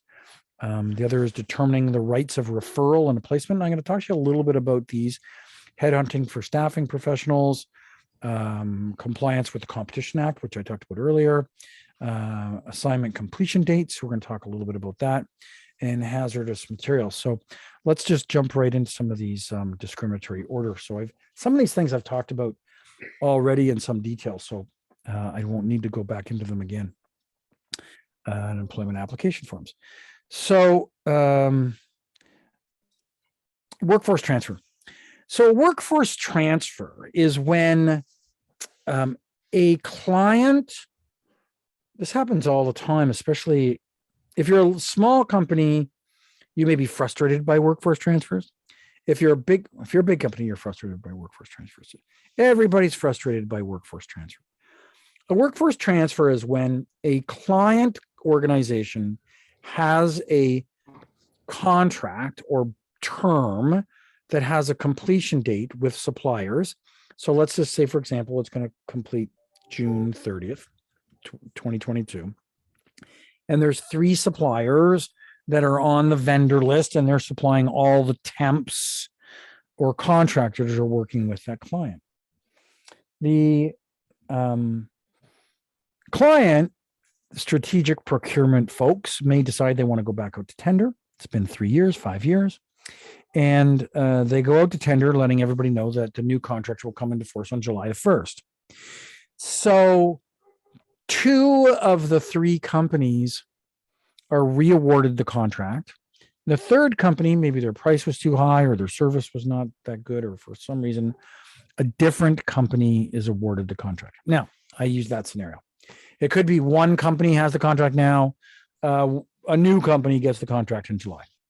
It could be there's 3 companies now, they're all thrown out, 3 new. It could be the scenario I just created, 3 companies, 2 get reawarded the contract, but the third one doesn't get reawarded the contract, but a new vendor gets added to the list. So the question is, what happens to all the temps who are assigned to that client through the company that has a better contract, was not reawarded the contract? Does the client get to take those temps? Do those temps continue working for the client until the end of their assignment, but no new assignments go to the company number 3? Do the workers of client number 3 transfer over to supplier number 1 or number 2, or the new supplier number 4? And okay. the answer is pretty much any one of those things, so long as it's done legally and contractually. So first off, let's talk about what's not legal and was not likely to be part of a contract. It's not usually legal that all of the information from the outgoing company would be provided to an incoming company, and that the incoming company automatically gets to take over control of a whole bunch of employees. Of course, the employees have the right to choose who their employer is going to be, and they have the right to choose whether or not their information is shared, and it is not the customer or anyone's authority to take confidential information about people's employment and provide that to an incoming supplier. As a matter of fact, if that information is promised in advance or given in advance, it may give a bidder some really unfair advantage. So for example, a company might say, well, geez, if we're going to get 100 temps to start off with for free right off the bat, why don't we bid really low, because we don't need to have very good margins in order to make this profitable, and it won't cost us anything to recruit these people. They're all going to be given to us. But of course, they were, for all better intents and purposes, stolen. And so, but the contract might say something like, at the end of the year, 5 years, the employer has the right to offer direct employment to any candidates that have been there 6 months or longer. The contract might say that. The contract might say in it that they've got the right to offer employment to people at any point during the contract if they've been there 6 months or a year or longer or something like that. So, so a workforce transfer is just important to know that you don't go into an RFP bidding process thinking you're going to get information about other companies' employees, and you don't bid on it on the premise that you're going to get provided this confidential information. Customers should not be providing that confidential information, and outgoing companies that might be losing their contracts, should have or ought to have known to have got that information written into the that transition format written into the contract. So the ACSESS has got a document that you can download that talks about workforce transfer guidelines and some of the processes you might follow to make sure that you don't breach contracts, you don't violate the law, you do not interfere with confidential information. And if you do sign a new contract, that you sign it or act in a particular way that might protect your interests from the services that you've already provided and are coming to an end. Sorry, click wrong button. What is a bona fide referral of a candidate to? Now, we talked about the word bona fide the other day, and we talked about it in the context of a bona fide occupational requirement or a bona fide occupational qualification. And these are the qualifications that are necessary for an individual to perform a job. So bona fide means real. It means credible. It means validated. It's the real thing. So I need you to stop. So a bona fide referral getting up will for you. refer to a circumstance where an agency sent a candidate to a customer and believes that it is entitled to receive the fee for placement if the candidate is hired by the customer. I'm moving things around on my screen here to see things a little bit better, by the way. So I apologize if it looks like I'm clicking around all over the place. So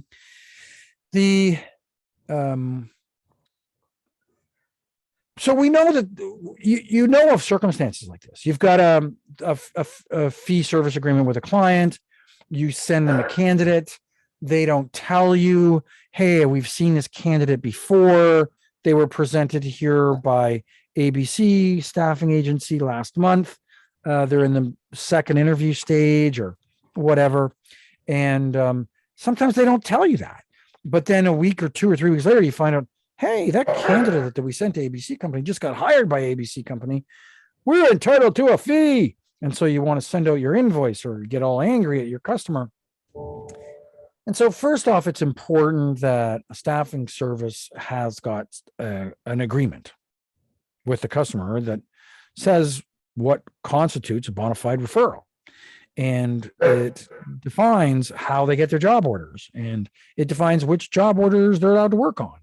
And it defines a process for which the candidates are going to be submitted. And it defines a process to determine who gets the right of being the bona fide referral. Is it the first agency? Is it the agency that did it most recently? Is it the agency that did it with a certain amount of accompanying information? You know, maybe one person has got authorization from the candidate in a signed form saying you've got the authority to represent me. And the other agency came first, but they never got authorization from the candidate. There's all kinds of things that we need to make sure that the staffing service confirms via email or telephone that they're going to be sending candidates over. The customer agrees to accept the introduction of the candidates or the resumes. The staffing service informs the candidate of the name and the location of the employer, so that you've got confirmation now that all three parties have got confirmation. When the customer is informed of the candidate's, D says, when the customer is informed of the candidate's name and qualifications or resume has been sent to the employer and evidence of timing Stop of it. receipt has been established. The important thing is that all three parties, the customer has to give you the job order and a process. The agency has to have confirmed that they sent it. The agency has to have received confirmation from the candidate that they're allowed to send it. There needs to be a placement agreement in place. And usually all of that stuff pans out. Sometimes two agencies do all the things right.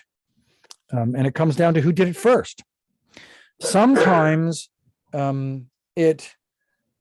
two agencies have done all the things right, and it comes down to who does it the best or the most. So, for example, one agency may have submitted it to Department A on a legitimate job order, but not Department B, and they may have gone through all the steps of providing the background checks, the screening, the verifications, the interview notes, all of the things that they may have set up the interviews.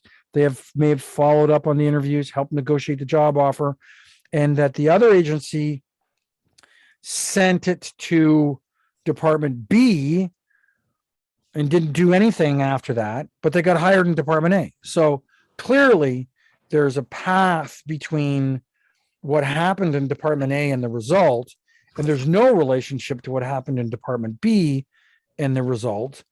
And so having all of these things clearly defined is very important. And ACSESS has got a document that will help you try to figure out who is entitled to that fee. Okay, let's take a look at this scenario. Your customer Call Me Contact Center is a national call center and has 40 temporary employees working at their primary city location. You have received 3 calls from this week from your temporary employees, very concerned and angry, asking why they did not get a gift card at the holiday Christmas party last week. So this has to do with, this scenario has to do with employer of record. And it's important to recognize, particularly in the province of Ontario, we talked about this already, that in the province of Ontario and temporary placements, the temporary service agency is the employer of record and the client is not. And that there are certain things that occur, like Christmas parties, where people get given chits for a ride home in a cab if they've been drinking too much, if they're an employee, where people get gift cards if they're an employee. So it's really, really important that when you make the assumption you're the employer, they're not the employer. And that if certain things are taking place, like a holiday party, did you know that there was going to be a holiday party? Why not? What kind of relationship do you have with your client that you don't know that your employees were being invited to a holiday party? Did you ever think about in advance talking to your customer to make them aware of the fact that that kind of thing is important, that you need to know and you want to know that? Have you spoken with the hiring manager in the last 8 weeks? Is this a set it and forget it customer? And that when bad things happen, they happen to you because you were totally out of touch? Or have you been in regular contact with the customer and you ought to have known that this party was coming up? Assume that, did you assume that all was going well just because you haven't heard otherwise? No news is good news, maybe is a philosophy. I wouldn't count on it and being a very good philosophy. So not hearing from your customer.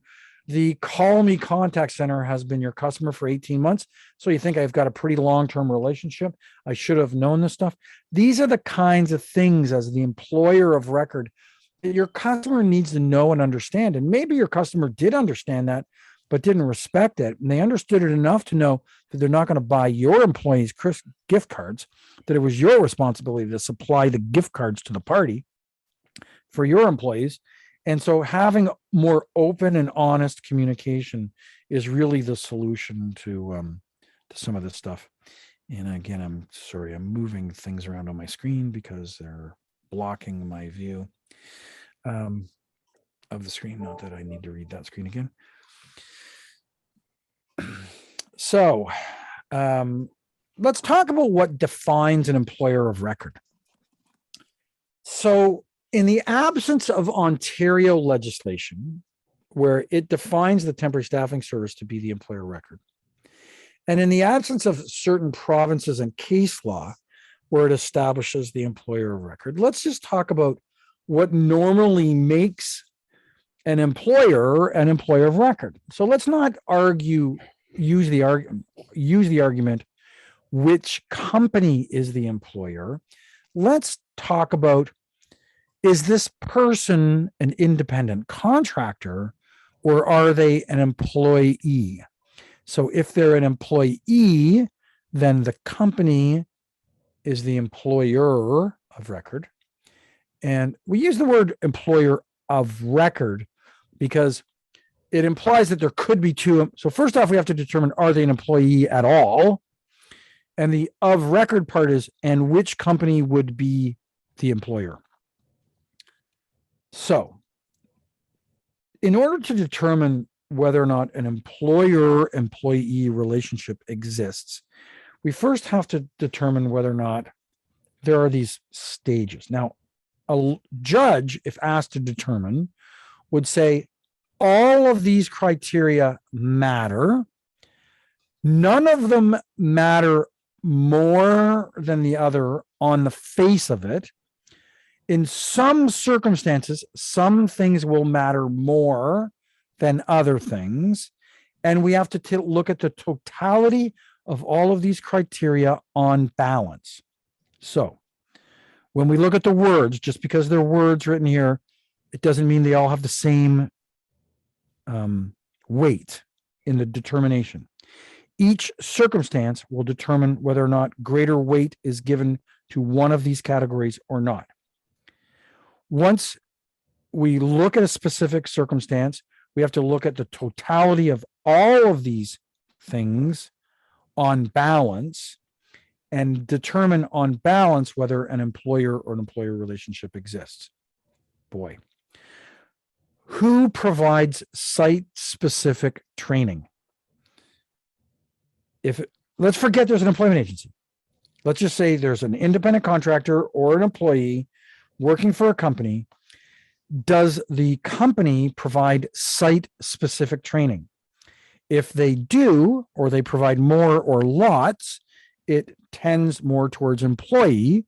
If they don't provide any training and they expect the worker to do their own training, pay for their own training, and come with their own training, it lends more towards an independent contractor. Who determines the rates of pay? If the employer or the company says that job pays $25 an hour, that leads more towards an employer. If the individual says my fee is $50 or $25 per hour, and I invoice you for a fee, so sellers very often set their price. Employers very often set their wage. Now, of course, there's always negotiation. There could be negotiation. But we take a look at who in general determines the rate of remuneration.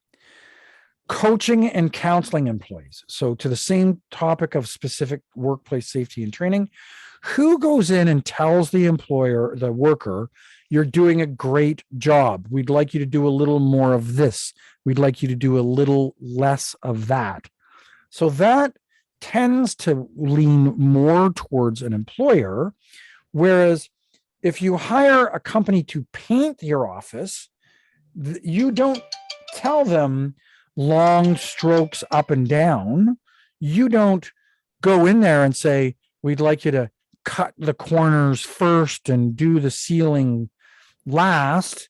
You say, how much to paint my room?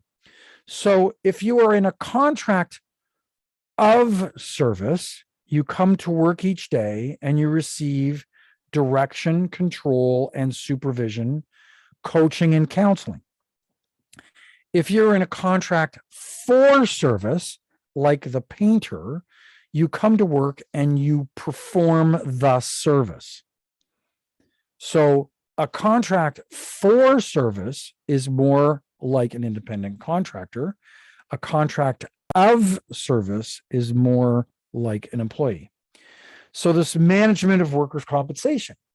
So if you receive a certificate from a supplier that says, here, I've got workers' compensation, that lends more to being a subcontractor. And if the employer is required to report and remit money premiums on the pay, then that lends more towards being an employer. The administration of general safety training, same thing, lots of training, employer. The supplier does their own training of all of their employees, their work, and their so on. Employee perks. Who provides employees perks? The one that provides the perks is more likely to be deemed to be an employer. Supervise employees at the site. I kind of covered that under coach and counsel. Same thing. Determines the length of assignment. So hiring and firing, knowing the end date. If there is an end date, it's more likely to be deemed. I'm not saying it is likely. It is. If there is an end date, you increase the chances that could be deemed independent contractor. If there is no end date, you increase the likelihood it will be deemed to be an employer-employee relationship. Having the right to hire and fire. So if you're an independent contractor, you can get fired from a project, but you don't get fired from your job because you're an independent contractor. You still have your job as an independent contractor. You just don't have that customer anymore. But if you can fire a person and you issue a record of employment and there's issues around severance pay and pay in lieu of notice, then of course that's an employer. So the one thing that is not on here, which should be on here, or maybe it's on a different page, has to do with the provision of tools and equipment. So this is a really good example of on balance and when some of these things have more influence than others. So let's say, for example, you come to work and I provide you with a pencil and say, can you please record these numbers? It's very likely that the provision of that pencil by me has very little meaning. It's a pencil. You could have brought your own pencil. I gave you a pencil. You use the company authorized pencils. Now you're what? You know, it's a pencil. But if I said to you, hey, bring your truck and I'll pay you $1,000 to deliver that. A truck is a tool or piece of equipment for the job that's worth tens or hundreds of thousands of dollars, depending upon the truck. It's really important. It's critical to the job. If you don't bring a truck, there's no delivery. So the truck is such an important tool. We now increase the likelihood that you providing the worker providing their own truck, we increase the likelihood that we'll have the definition of employer of independent contractor.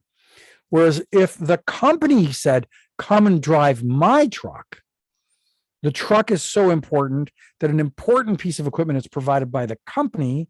And so therefore it's more inclined that likely that we increase the likelihood that the employer, the company, will become the employer.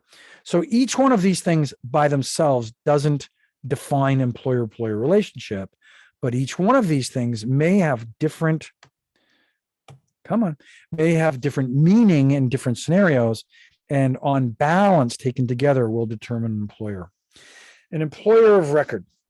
It is expected that staffing service, so now we're talking about potentially who is the employer of record, not is there an employment relationship. It is expected that the staffing service firm is retaining temporary orders, remit appropriate source deductions. So it's expected that the staffing service is the employer of record. if you're supplying independent contractors in temporary employee roles to have cost savings, you may end up having a short-term gain, but liable for long run for much more if not complying to the law and paying necessary deductions. So the question is like, what's the issue here? So if we have got an individual that we first off go through all these tests, direction, control, supervision, contract of service, contract for service, hiring and firing authority, end dates, no end dates, provision of tools and equipment. We go through all of these steps to determine does an employee or employee relationship exist. And we determined that it does exist. And yet the company, the temporary staffing firm, treats the person as an independent contractor. It is possible, and I might say likely, that when it comes time to get a Revenue Canada audit, Revenue Canada might come back and say, hey, you owe unemployment insurance, Canada pension plan premiums, not only the company's portion, but you should have deducted it from the employee. So we're going to hold you accountable for it because it was your responsibility. And then the workers' compensation might do an audit and they'll say, hey, you owe us premiums on these workers, on these people because they should have been treated like employees. The employer's health tax or the Ministry of Finance might come and do an audit and say, hey, these are your employees. You need to pay employers' health tax premiums on all of these employees. The Employment Standards Branch might come in and say, hey, you owe these people overtime for the time they worked over 44 hours. You owe these people time and a half. You owe them time and a half or public holiday pay for the public holidays they didn't work, and time and a half plus public holiday for the days that they did work. And when you ended your assignment with them, you owe them notice or pay in lieu of notice, and you didn't pay them on the way out. There are all kinds of potential financial liabilities that could come along with misclassifying an employee as an independent contractor. So the way that we get around this is we manage our clients' behavior. We make sure that our clients understand that, for example, you are the employer of record for things like remittances, and that you've got a shared responsibility in other things, in things like maybe perks and bonuses and coffee cards given out at Christmas parties or gift cards. It's important that your clients understand that when you've got a behavioral problem with a candidate or employee, that it's brought to your attention so that you are the official party dealing with it.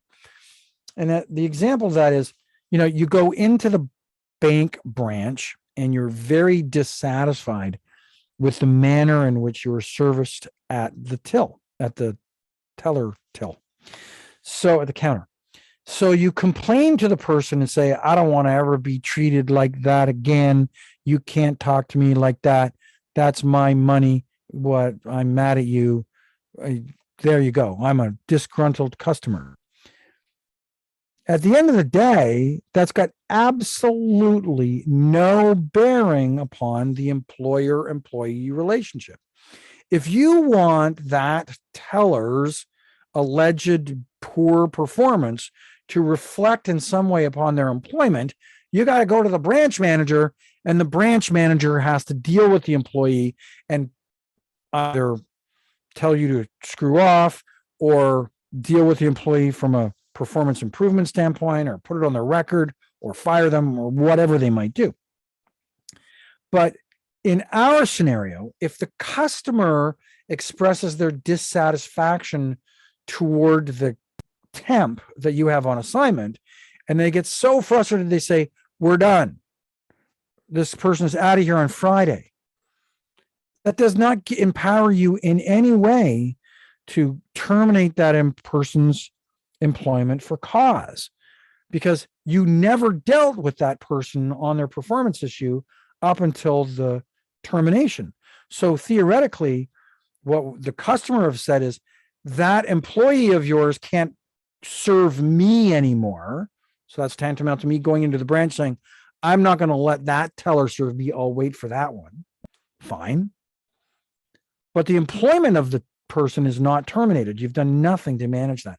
So the only way to get around that is to have ongoing, regular communication and reporting with your customers so that you can deal with behavioral performance and employer-employee status issues.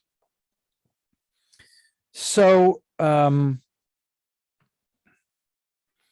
the members only section, I've talked about that before, is where you can find these guidelines.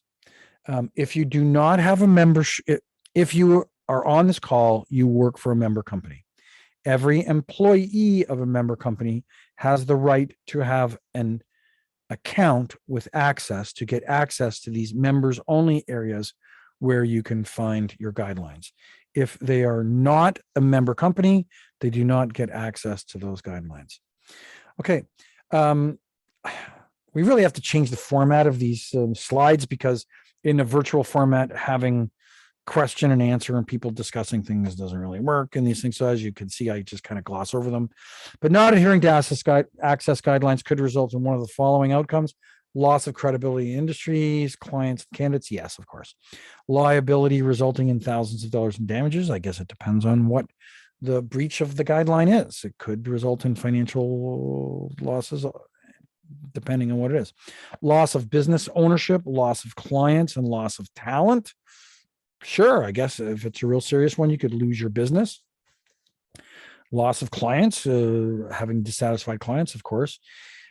Injury that could even result in death. I don't know. I don't think so. Not following a safety policy could result in injury resulting in death. Anyways, the important thing to recognize is this, is that when you're not following ACSESS guidelines, and when you could lose a customer, you could lose a contract, you could lose employees, you could make people upset with you. They could maybe not do as much business with you. You may have a hard time justifying your fees in the future. You may have turnover of employees. There's all kinds of things. Okay, the Denny's restaurant case. In this first class action suit, so everyone knows what a class action suit, that's when a bunch of people who think they've been harmed in law, that something they've been treated illegally under contract somehow, some way, or statute law, that all have something in common. They've been treated, they have common circumstances and treated in common the same way.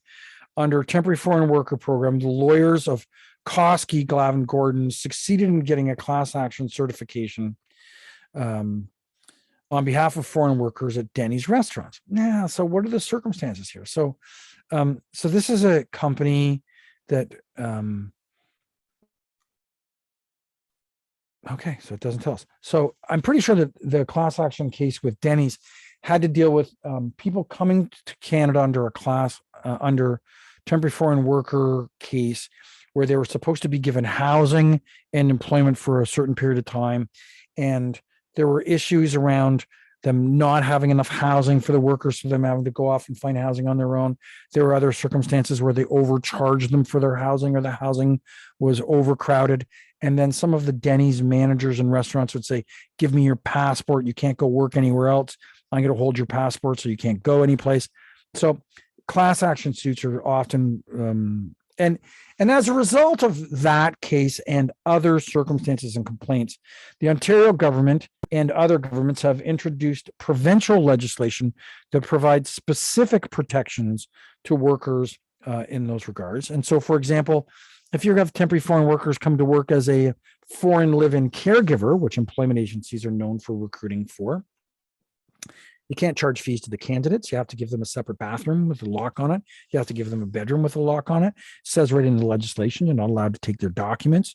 So there's all kinds of legislation that can exist. And as a result of being in an agency that's recruiting people and putting them into places that don't follow the law or don't follow the guidelines, can result in your business just failing. So we talked about discrimination. Very often discrimination can be done unwittingly and unknowingly in a job description by using language that implies something maybe was not even intended. Unintended discrimination by talking about young, recent graduates. There's a good one. Recent graduates.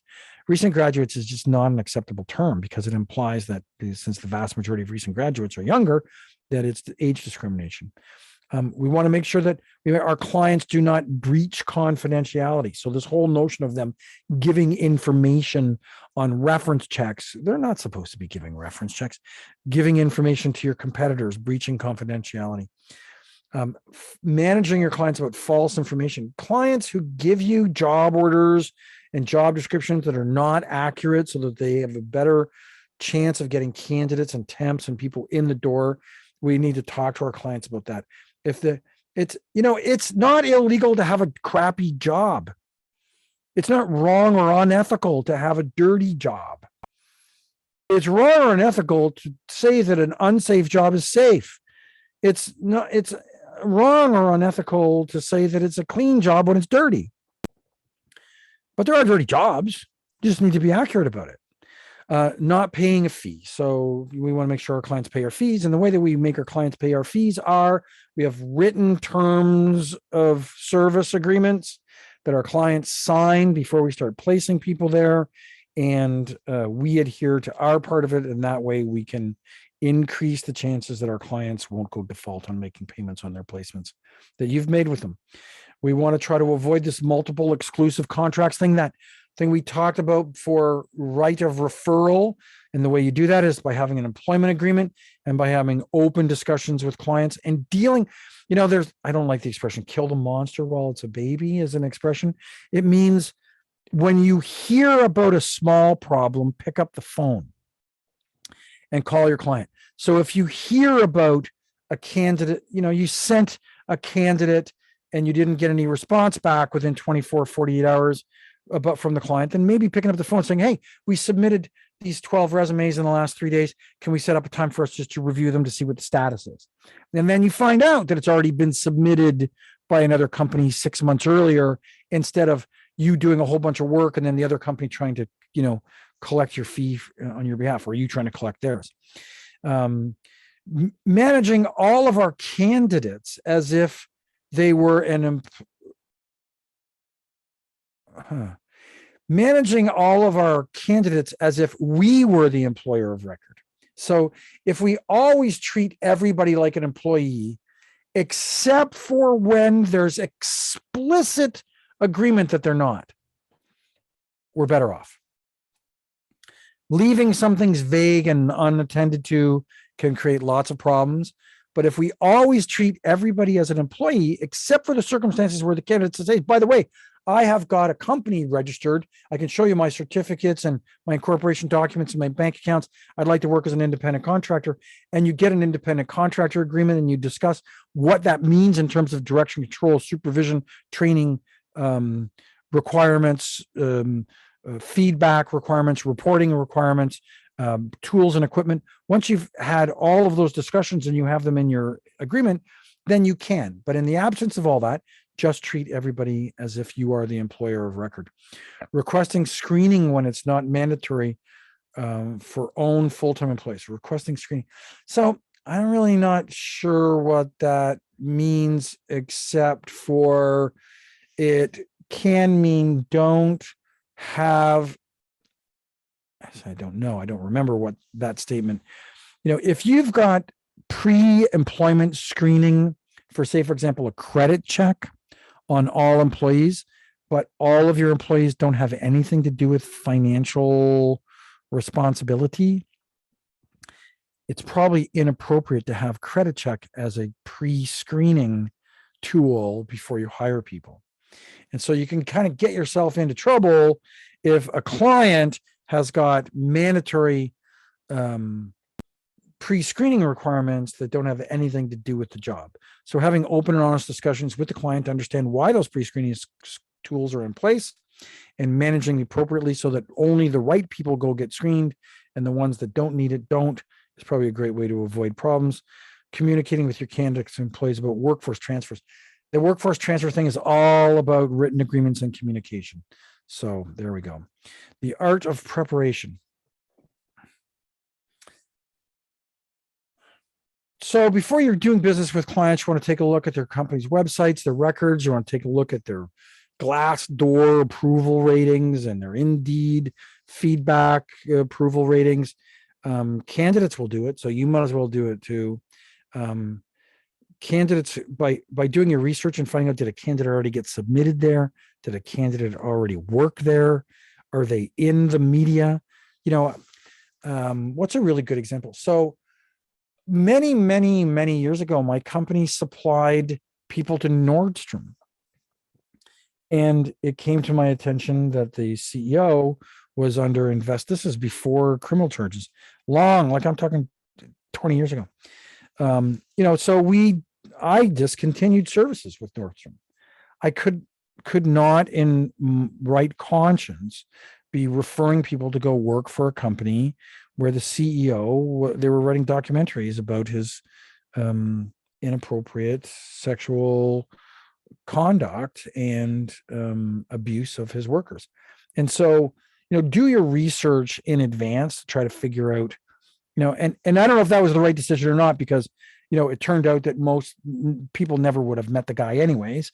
But I didn't know how far his behavior found its way through the company policy. So I could afford to not service that company.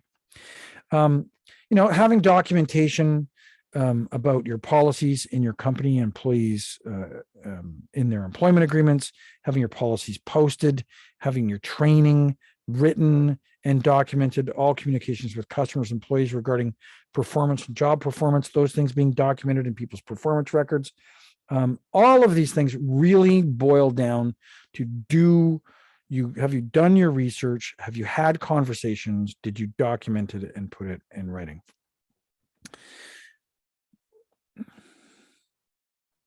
Managing an unethical recruiter. Discrimination.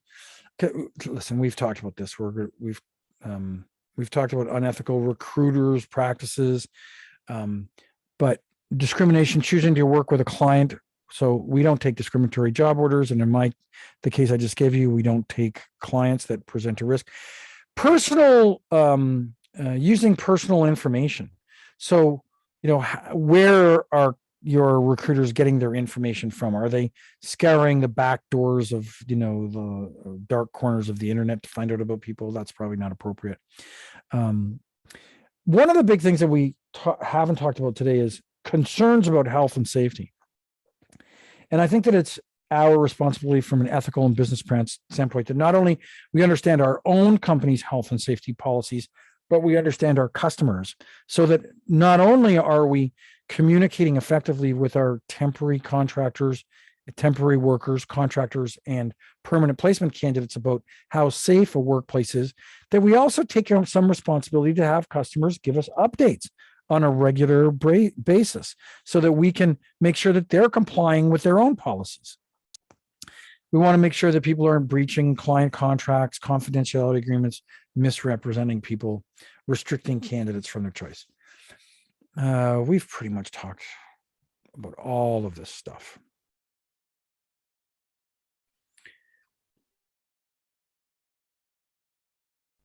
Okay, so let's go back to this one. Your employee is working with your customer on a 6-month assignment. A week before the assignment ends, the employee applies to an internal job opportunity. You only hear about it when your client calls to say that our employee went through all channels to get back to you. So basically, they've hired one of your employees at the end of 6 months. We know the answer to this question is, number one, if it's prior to 6 months and you have a contract with the customer, then you're probably entitled to a fee. If it's at 6 months and it's in Ontario, you're probably not entitled to a fee because it's against the law to charge a fee at 6 months in Ontario. If you're in a different province, you could have a longer period of time, but it's important that you have that on in your agreements, what that process is going to be. And, my rule of thumb for people in Ontario is, if you're in both the permanent placement business and the temporary placement business, and you deal with customers, sometimes temp, sometimes perm, try to make sure that your gross profit contribution over a 6-month period is somewhat similar to what your permanent placement fee would be if you put them on a placement fee and guaranteed it for 6 months. So then it's 6 of one, half a dozen of the other. And you can kind of, do half and half, temp to perm, try to buy. Okay, let's not worry about candidates trying to do the end run on you. The complaint process, I talked about that a little bit earlier. A complaint must be submitted. So if you know about another ACSESS member who's doing something that would be in violation of the ACSESS Code of Ethics or not in compliance with the policy guidelines, a complaint must be submitted in writing to the ACSESS Executive Director, Mary McKinich, and the Executive Director will acknowledge the receipt of that complaint and refer the complaint to the Ethics Committee within 7 days. So that's the official process. My recommendation is to you that you pick up the phone and call Mary McKinich and say, Mary, I'm thinking about filing a complaint, a written complaint concerning a member company who's violating an ACSESS policy or guideline. And Mary might say, oh boy, let me deal with this for a second. And she might unofficially take information from you and deal with it, unofficially, and get you a perfectly confidential solution. And then if Mary's having a hard time getting a perfectly confidential, acceptable solution, then she's going to say, put it in writing, because I'm not allowed to take it to a committee, to the confidential committee, unless it's in writing with an ACSESS member signature on it. So there you go. So just remember this, really, I'm going to come to insurance, but before we go out of this, there's people always ask the question, what differentiates you from other companies?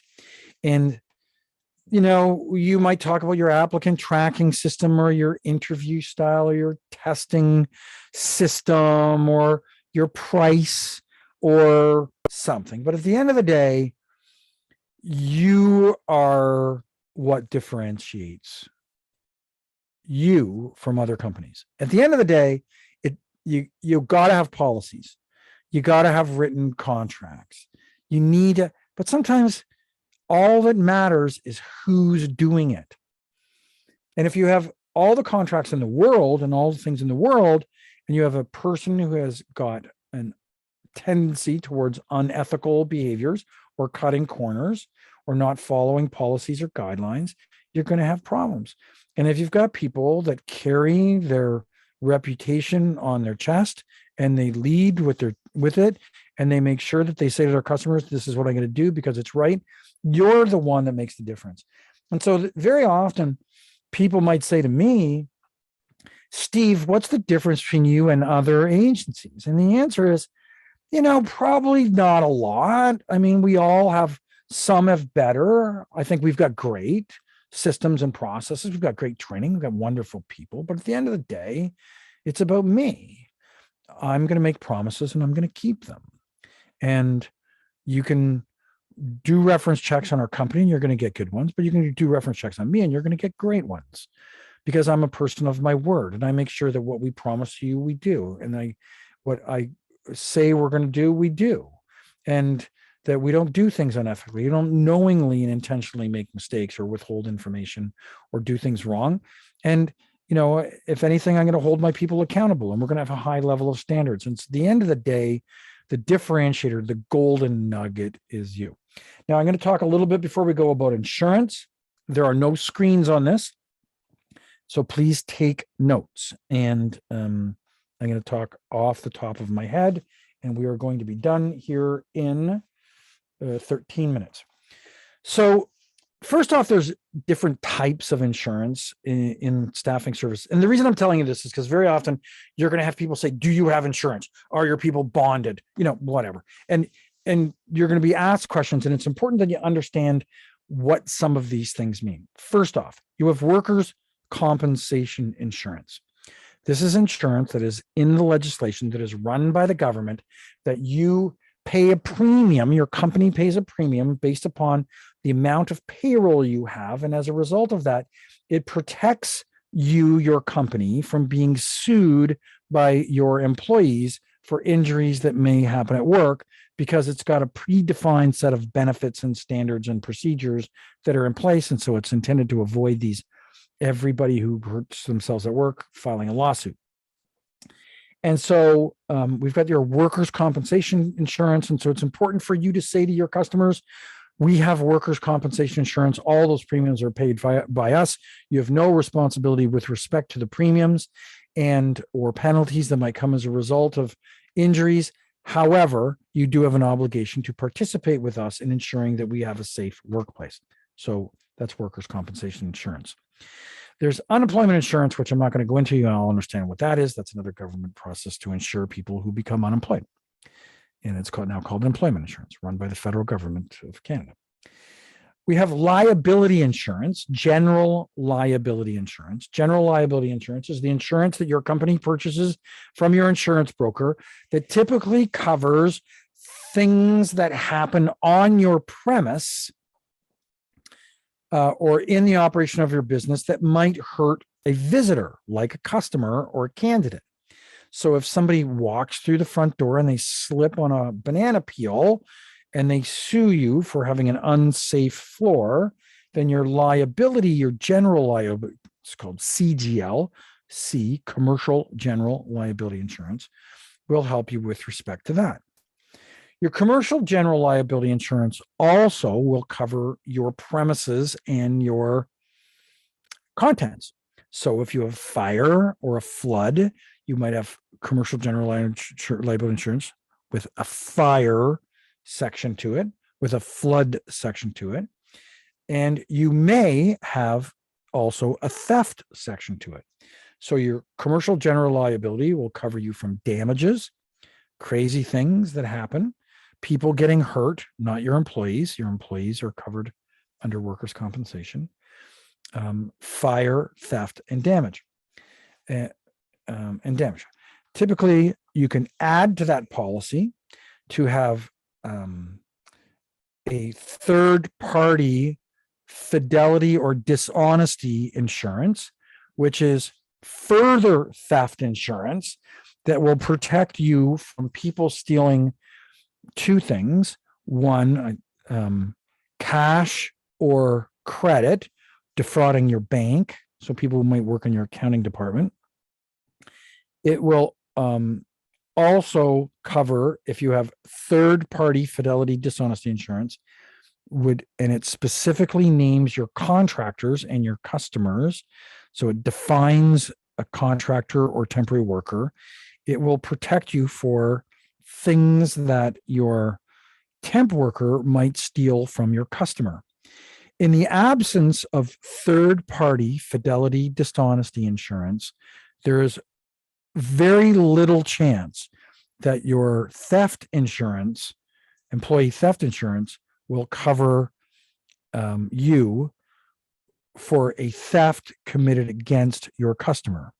Your customer would have to have theft insurance to cover them for things being stolen from them, because the theft did not have a manifest intent to cause harm to you. In other words, they didn't steal from you, and so therefore, why would you have liability insurance? They stole from your customer. Your customer needs liability insurance. But you know what happens? Your customer sues you because they're your employee, and that's why you need to have this third-party dishonesty fidelity insurance that names your temporary workers as those who are performing the work, that it ensures their conduct. There is errors and omissions in insurance. Now, errors and omissions insurance comes in, this is called E&O. Errors and omissions insurance comes in two forms. One of them comes in the form, again, same thing, contractors and employees, third party. One of them has to deal with an error and omission that might occur in your workplace. So say, for example, you made an error in entering a number into software, and as a result of that, they built a bridge that, you're an engineering company, and they built a bridge that used the wrong size of weld or bolt, and the bridge fell down when a bunch of cars drove on it. So they're going to go back and say, who built this bridge? And the people who drove the car are going to sue the bridge building company. The bridge building company is going to sue you because is going to sue the engineering company. The engineering company is going to sue you because you sent the contract engineer who made an error or omission and put the decimal point in the wrong place, and the wrong bolts or the wrong weld sizes were made and the bridge fell down. So normally an error and omission will cover you in the work that you perform.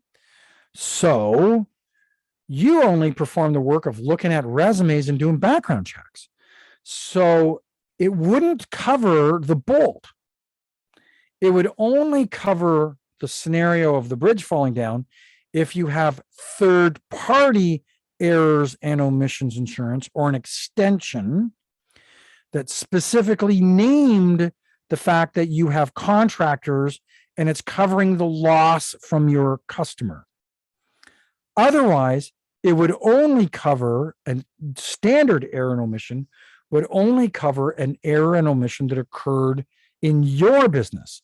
So if you just have really inexpensive, cheap errors and omissions insurance for like $1,000 a year, it probably covers things like you went to do a reference check. Let's talk about leather treaty that I talked about earlier today. You went to do a reference and background check on Jane Doe, and you called an employer and said, hey, I want to talk to you about Jane Doe. And they said, oh yeah, Jane Doe is great. She's an awesome employee. She worked here a long time. She did a great job. And you document it all. Then you place Jane Doe at the customer at Leather Treaty, and they steal. Then you go back and say, oh my goodness, it turns out Jane Doe was a criminal. I made an error because it turns out there was 2 Jane Does there, and I referenced the wrong Jane Doe, or I wrote it in the wrong Jane Doe's file. So when we went to go, or I found out that Jane Doe was a criminal, and I wrote it in the wrong Jane Doe's file. So when we went to go place the right Jane Doe, we didn't see that she was a criminal. So we placed her into a job handling money, and she stole again. So if you make an error in your own business by documenting something or forgetting to do something about a candidate, then you probably would be covered if the customer sued you for making that error. If your contractor goes out to the customer and makes an error or an omission causing their bridge to fall down, then their errors and omissions insurance should cover them for that error that occurred there. But if they're going to sue you for that because it was your contractor, you need to have third-party extension errors and omissions insurance, because theft insurance covers losses committed to you. Errors and omissions insurance covers errors and omissions insurance and losses that happened to you. And in the absence of third-party extensions, contractor extensions, they will never contract a theft from a customer, or a theft or an error or omission that occurred at a customer's job. Now, the word bonded, they'll say, oh, are your employees bonded? Well, there is no such thing as bonding insurance in Canada anymore. As a matter of fact, I don't think it's been for 30 years. Bonding insurance is third-party theft insurance. So if you have fidelity, dishonesty, third-party extensions, theft insurance, that means that your workers are insured, you are insured in the event that your worker steals from your customer. So that's the term bonding. It's not a legal, when they say, are they bonded? It's not a legal term in Canada, but third-party fidelity, dishonesty. Now, in the old days, they would say, oh, your employee bonded. And what they meant by that also was, not only do you have insurance, but did you go through some sort of vetting process, like a criminal background check, to determine that they qualified for that insurance? Because in the day, in the old times, in the 70s, maybe early 80s, almost every insurance policy that dealt with fidelity, dishonesty insurance said, and we won't insure anybody unless you do a criminal background check or some kind of check on them to tell us that we're insuring people who are insurable. Nowadays, it's so wide that's very rarely a requirement. But of course, banks still do credit checks and background security clearance checks because not because of their insurance, but because they don't want to hire people who steal. So they mitigate their harm. So we've got government provided insurance, workers' compensation, unemployment insurance. Workers' compensation in case an employee gets injured at work so that they can't sue you. Unemployment insurance, in case they lose their job, they've got insurance for their lost job. Employment insurance. Commercial general liability. This is what I call the Wile E. Coyote insurance. That's where a person walks into your business and the Wile E. Coyote drops an anvil on the road runner's head or tries to, hit somebody else on the head, and they sue you because an anvil fell out of the sky and landed on it.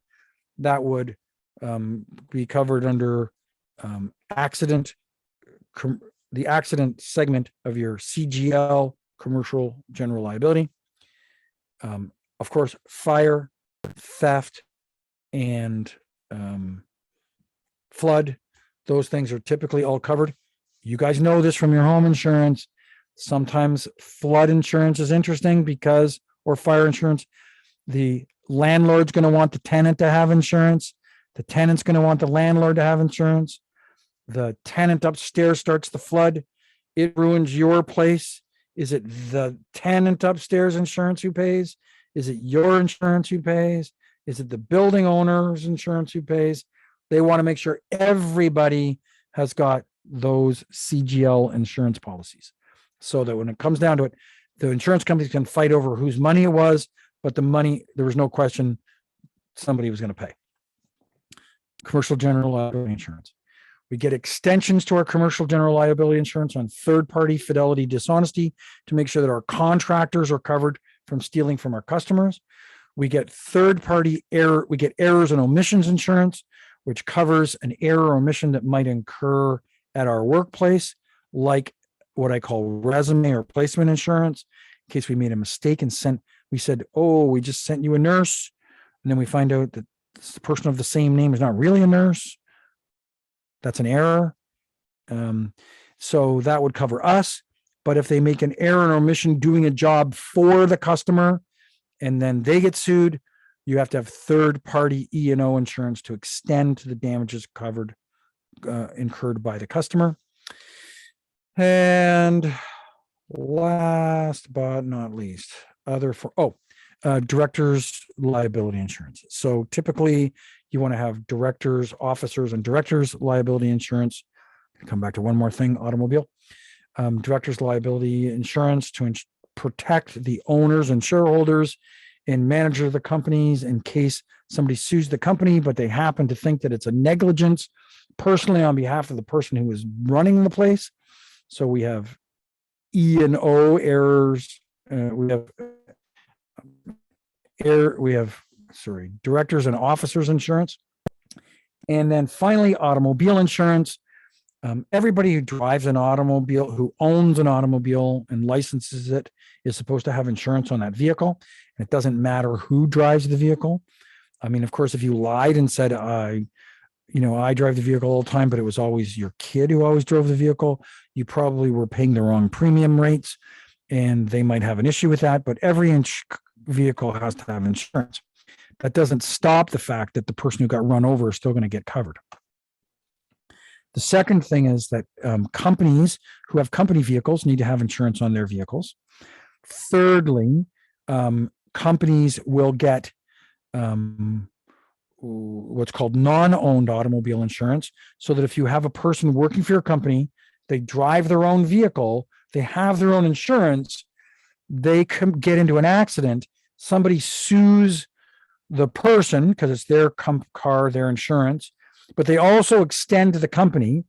And if by any chance there is any liability to the company because of the way you told them what to do or where to go or how to drive, or that the amount that you get sued for exceeds the amount of their insurance policy they have on their car, then you have non-owned automobile, which is usually an add-on to the commercial general liability, CGL, commercial general liability. So those are your types of insurance. Hopefully that helps you to understand some of the terms of bonding, CGL, E&O, automobile. And it's important that you have it. And it's important that when you talk to customers, you describe it accurately, that you don't tell them you've got insurance that you don't have. You might know that you've got CGL insurance, but they might be actually be asking for E&O or dishonesty, fidelity, or something. So there we go. So here we are. We've made it to 10 minutes early again, 4 minutes late from my early stop date, and 10 minutes early from our regular stop date. I'm going to give everybody a minute if they wish to jump in and ask questions. So many people with no questions. Okay, I'm going to remind you also to keep your eyes open. There is an ACSESS conference coming up. I think it's May the 11th. It will be a virtual conference this year. I was getting tweets and things on my phone over here about it while we were on conference today. So it's planning is underway. Keep your eyes open. ACSESS is the only place in Canada where you're going to get industry specific speakers and trainers and topics. You can go out of country. Sometimes they're not that applicable. You can get generic training on pretty much anything, but if you want to get the real stuff, you can get it from ACSESS. Guys, great. Thank you very much for joining me again today. It's a pleasure. I wish I got a little bit more feedback so that I know that you're still awake. But I'm sure that if you have any questions, you can send them to me by email. I got one last week via LinkedIn. Try not to do that. I don't read LinkedIn that often just because I get bombarded with junk in mail.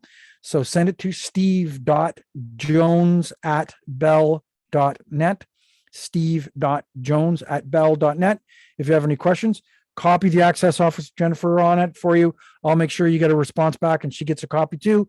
If it's a really great question, everybody will get access to the answer. Thank you very much, guys. Last call for questions. I got a question, sir. Oh, here we go. Oscar. I have to Oh, do. let me turn up my volume. I've got it turned way down. Hang on a second. Okay. Sorry, I turned my I- volume down so I wouldn't reverb. Go ahead. Just a generic question. I know you're recording all this. Is it possible that in the end, I can get a copy of these recordings just to go over? Absolutely. It is being recorded, and Jennifer will make that recording available for a short period of time, maybe a couple of weeks, for people who are on the call or might have missed some of the call today. So you'll get that information from the ACSESS office. It only takes about a day. No, we get it immediately following it, but it sometimes takes a couple of days to post it someplace where you guys can get it. So if you haven't seen it by Monday, then by all means reach out to Jennifer in the ACSESS office, and she'll make it available to you. Thank you. No problem. Okay, guys, I think that's it. Until next time, it's always a pleasure. Have a great day. Be safe. Don't act silly. Make lots of money. And we'll see you again real soon. Bye.